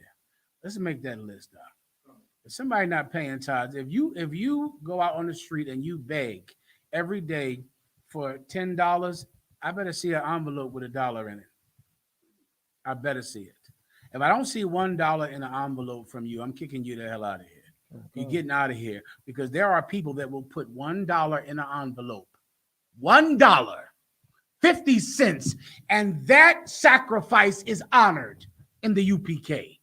We honor that. We honor what a poor person will give to the Lord, because that is all they had. Here you are. What are you doing? Getting drunk with all your goddamn money? buying sluts and whores, you're going to have to go. Now, if you think of the minimum amount of men you can take out the can, brother. You get it ready. You need me, I'll come down there and help you. Ain't no problem at all. I don't see many brothers you have down here that can do a goddamn thing better than me anyway. So you just tell me, and I'll just come on here and do it for you. All right? No problem, Up. Keep going. Come on. And perished in the gainsaying of Kor. Kor is one of those cats that Moses had, that the Lord killed, who came up against Moses and his authority, who said, are not we all the children of God? Are not we all God's children? Why does Moses get to lead? The Lord threw his ass in a big ass hole and burned him alive because of his goddamn smart mouth, his fresh mouth.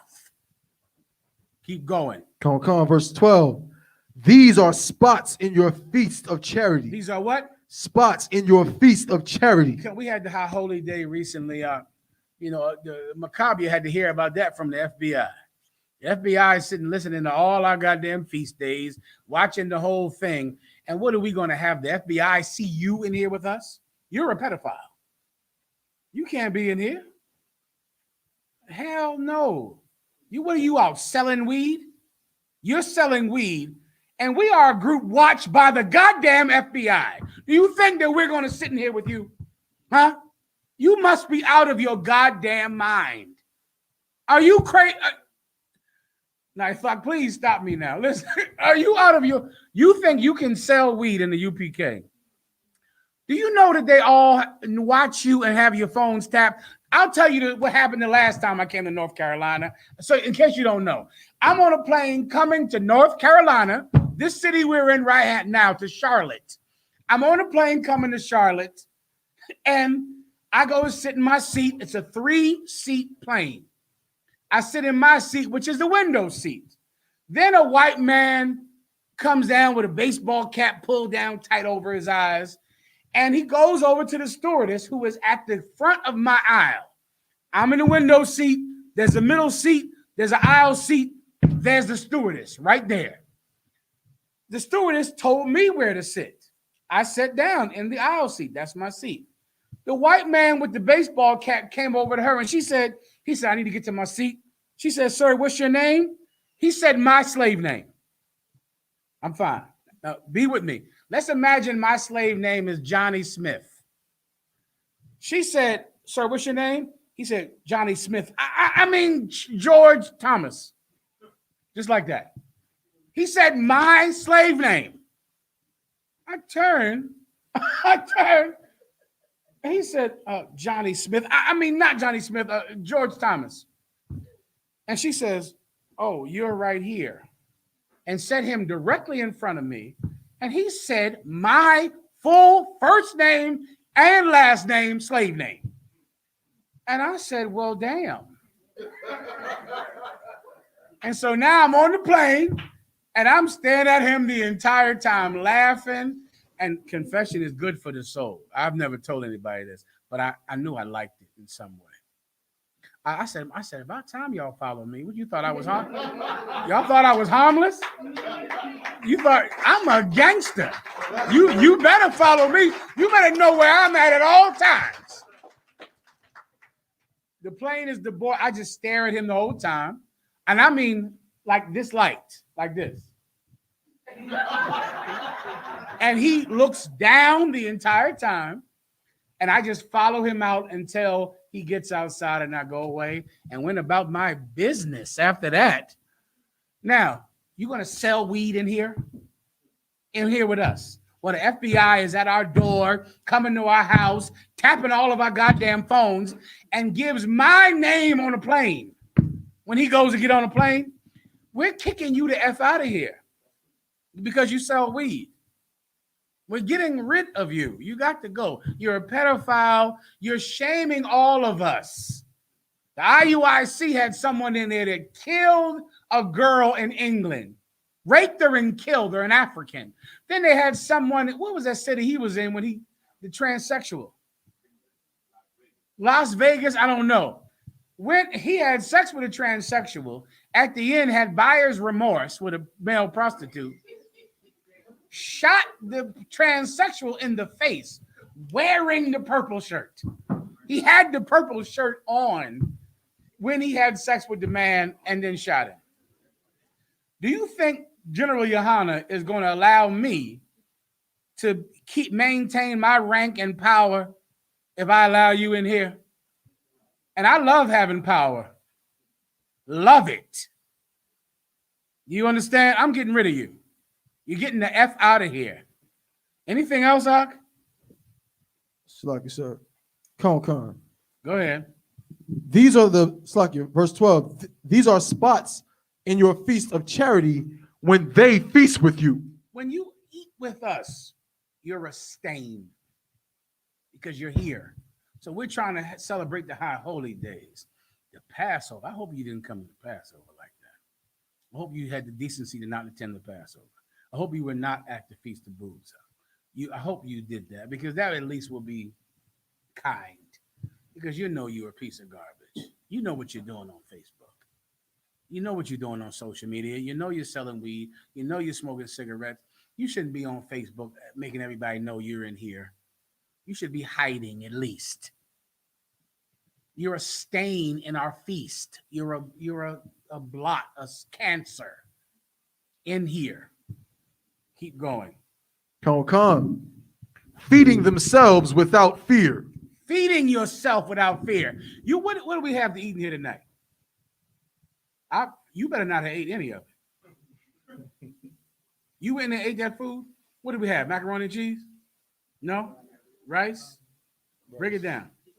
Chicken. I know. I've assumed it's the chicken is what came in. That is a given. You went back there and ate that food, knowing what you do when you're home. You weren't afraid to eat it. You should have been terrified to even share a meal with these people, knowing what you do. But you're not terrified because you don't have fear of God. And I'm going to teach you that now. I'm going to show you something. Keep going. Con. Clouds they are without water. Clouds without water. Imagine a cloud. It's supposed to rain, right? You get a big cloud in the sky. It's a dark sky, but it's full of water. And because it rains, it waters the crops and everything grows. You're a cloud who does nothing for anyone. You don't even give water. You just make the sky dark and you're getting the F out of here. Keep going. Carried about of winds. Read that again. Carried about of winds. And you just blow and go and blow. And you think you can come in here and hate your husband, hate the truth. You think everyone cares about the fact that he has another woman and he doesn't call you, and who gives a damn? You're a filthy drug addict or a child molester. You don't care anything at all about what you do. All you care about is what someone else does, and you blow from this and blow from that. And this is like the fourth organization you've been in. You just go from place to place seeking mercy. Whoever can help you. Whoever can be your friend for now, and you blow, and you'll be a 7-day Adventist tomorrow. If you find someone in there that might be your friend, might talk to you because you're lonely as hell, you just look for a community to help you, to beef you up, and to make you feel good about yourself. If it's not us, you'll just pick a group. Pick a group. Give me random groups. You'd be a Black Panther. There's another one I kicked out of here a while ago. I was so happy to kick her out in Florida. She loved the Black Panthers. The Black Panther movie came out. This bitch on there doing this with the Black Panther Party. And then went and was a slut on her husband. I kicked her out to school. It felt, it felt revitalizing. I got younger after I kicked her out to school. The school got better too. The school was better with her gone. Every time I've kicked someone out to school, it improves the school. Every time. I'm going to make a giant improvement down here. Giant. Keep going. Con. Trees whose fruit withereth. Like you get a tree, you want some fruit off it, right? You're hoping you get an apple or something off that tree. Not you. You are no gain. Nothing. We get nothing from you at all. You're just work and shame. Keep going. Without fruit, twice dead, plucked up by the roots. That's it. Keep going. Is that it? I believe that's it, sir. Let me explain to you what we're going to do today. Captain I.S.U.P.K has given me a list, right? He forwarded over to me. People on this list, if you're here or you're not in this room, you're going to be approached tonight in some way, right? If you're here, you're going to come back into the room. Now, of course, the Commander General YAHANNA, he has established a system of justice in the UPK, right? And because of his mercy, not mine, because if it was my will, I would just kick you out of the school right now and be done with it, because I don't love you or care about you in any effing way. Do you understand? Right? But Commander General YAHANNA, of course, wants things done in a very systematic and fair and just way. So everyone on this list, you're going to be approached tonight, called, or if you're in the room, you'll be come to. Someone will tell you to come in the back office if you're here. If you're not here, you'll be told over the phone, right? And there will be certain things you'll have to do to stay in the school, right? These will be repeat offenders, people who have done this over and over again. Now, you thought this list is a little short. I would like you to strengthen this list a little bit more, right? So now you're going to be told what you have to do to stay in the school. If you're a Hebrew Academy graduate and you don't do these things, you're going to have to give back your cover. You're going to have to do it. If you don't give back this cover out, you're going to have to give back the cover. I pray you understand, right? You don't have a choice. The Hebrew Academy cover is not your personal clothing. It's a uniform that is for men who are employed by the school. It's like any uniform you get. If you worked at McDonald's, you can't keep the apron if you quit McDonald's.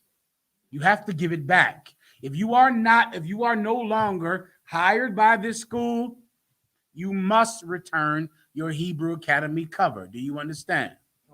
You don't get to just keep it. You can't buy that cover. You understand? All right? These things will be different specific to that brother, right? Some of you sisters, he's going to approach you. There'll be things that you have not done that you're going to have to do. According to Commander General YAHANNA, you get 2 times to falter on these orders, twice. Let's say, for instance, you're told to call in every Wednesday. You miss 2 calls, you come with that Hebrew Academy cover, or I'm going to send someone to your home to get that cover. Do you understand? You're going to give back that cover, brother. You're going to do it. You don't want to offend us in that kind of way. That's not good for you. That's not good for the people. It's not good for anybody. You hand back that Hebrew Academy cover. You sisters, you'll get 2 times. Let's say you're some type of halfway slut or drug addict in here or something, and you're doing something. You're going to be told to stop making these kind of posts. Stop looking like this on Facebook. Stop doing this. You get 2 times to flout at that command. After 2 times, you better not ever come back in this school. If we're giving out free chicken, it is not free to you. You're not allowed to come in here, to come to High Holy Night.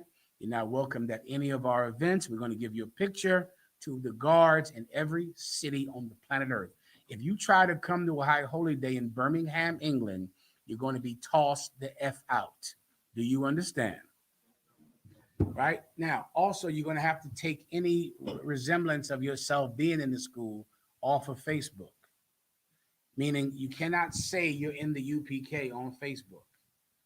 You should do it voluntarily. If you do not do it, then I am going to sit in some chair and bring up your name and talk about you and tell everyone. Like the one in Florida, her name was Labaya. She was Labaya and she was in Florida, and she's a effing slut and a whore. She was in the Florida school. She was married to Captain LeBun, and she committed adultery, and she's a slut and a whore. She has bipolar disorder, and I kicked her out the school because she went to another Israelite group and had sex with a man in there. And she's a whore. She was light-skinned. Who remembers her? She's a slut. Her name is Labaya. She was Captain LeBun's wife in Florida. She committed adultery. She was bipolar. She was a lunatic. Who could tell she had a mental disorder? Raise your hand. Right. Everybody knows. Right? Right? She was a slut. We tried to help her. She went and found some man to have sex with. She loved the Black Panthers. The bitch went to the Black Panther movie and dressed like Huey P. Newton.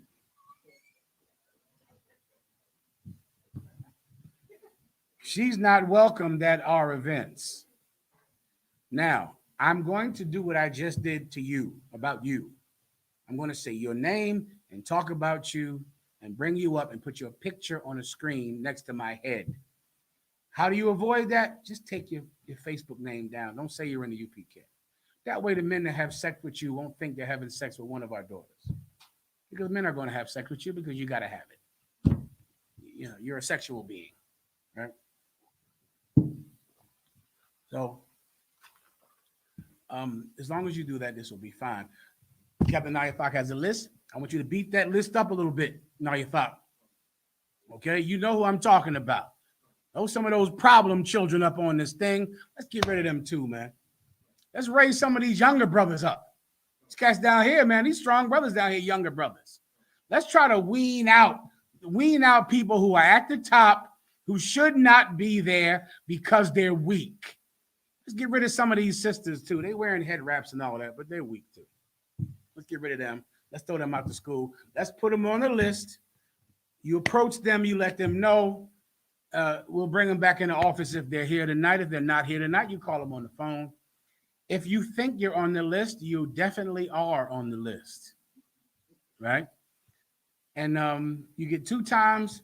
After those 2 times, there won't be a council, right? It won't be dramatic either. It will not be cinematic. It'll just be you're kicked out of school. There'll be no, dramatic, it won't be like a Godfather 2. It'll just be you're gone, that's it, and nobody gives a damn. And some young brother finally gets to do the job that you were terrible at doing. New sisters will get to come into the truth without always hearing about your complaints about your husband, hearing about all of your drama and mess all the time, hearing about all of your filth. They'll get to just flourish and be flowers in here without you. It will not be something that's dramatic in any way, all right? Questions?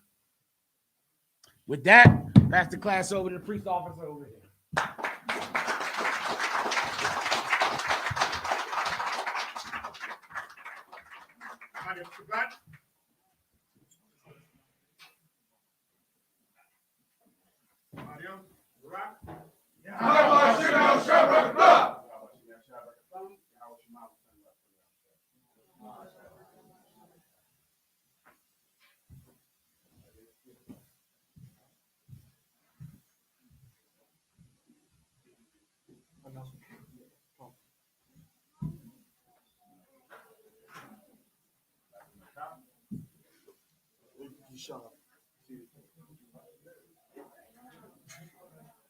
I.S.U.P.K security announcements. Okay. I.S.U.P.K security announcements. We are the I.S.U.P.K out of 1 West 125th Street, Harlem, New York, under Commandant General YAHANNA. New rules for brothers and sisters. When a new brother or sister comes into the school, they are off limits for 6 months. They are to be saluted only. They are here to shed themselves of the world. After 6 months, if a brother or a sister has an interest in a particular person, he or she must get permission from the head to speak to a brother or a sister. There's another 6 months in which the brother or sister will court each other. After this 6-month period, the brother or sister will get permission from the head to marry.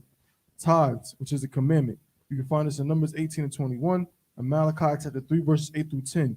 Means 10th in Hebrew and is pronounced by Ishra. 10% of every penny of any increase the Lord gives you, you give to the treasury department or teacher. Priest fund, free will offering for priests, not mandatory. Whatsoever amount you would like to give. Upcoming holy convocation, September 15th. Account would be the Day of Atonement. Day of Atonement. So we have an opening for that, sir? Like, do we gather for that first night? Like we break count, no sweat. But the next night we break the fast together. Count. So that's gonna be September 15th. I want to remind Akim and Akwati to check on social media, such as isupk.com, Facebook, Twitter, YouTube, and so on for I.S.U.P.K events and materials. If a brother wants to be a trooper in the school, then he is to start wearing all black, which includes black boots, shirt, pants, headband, or scarf. And with that, I mod him.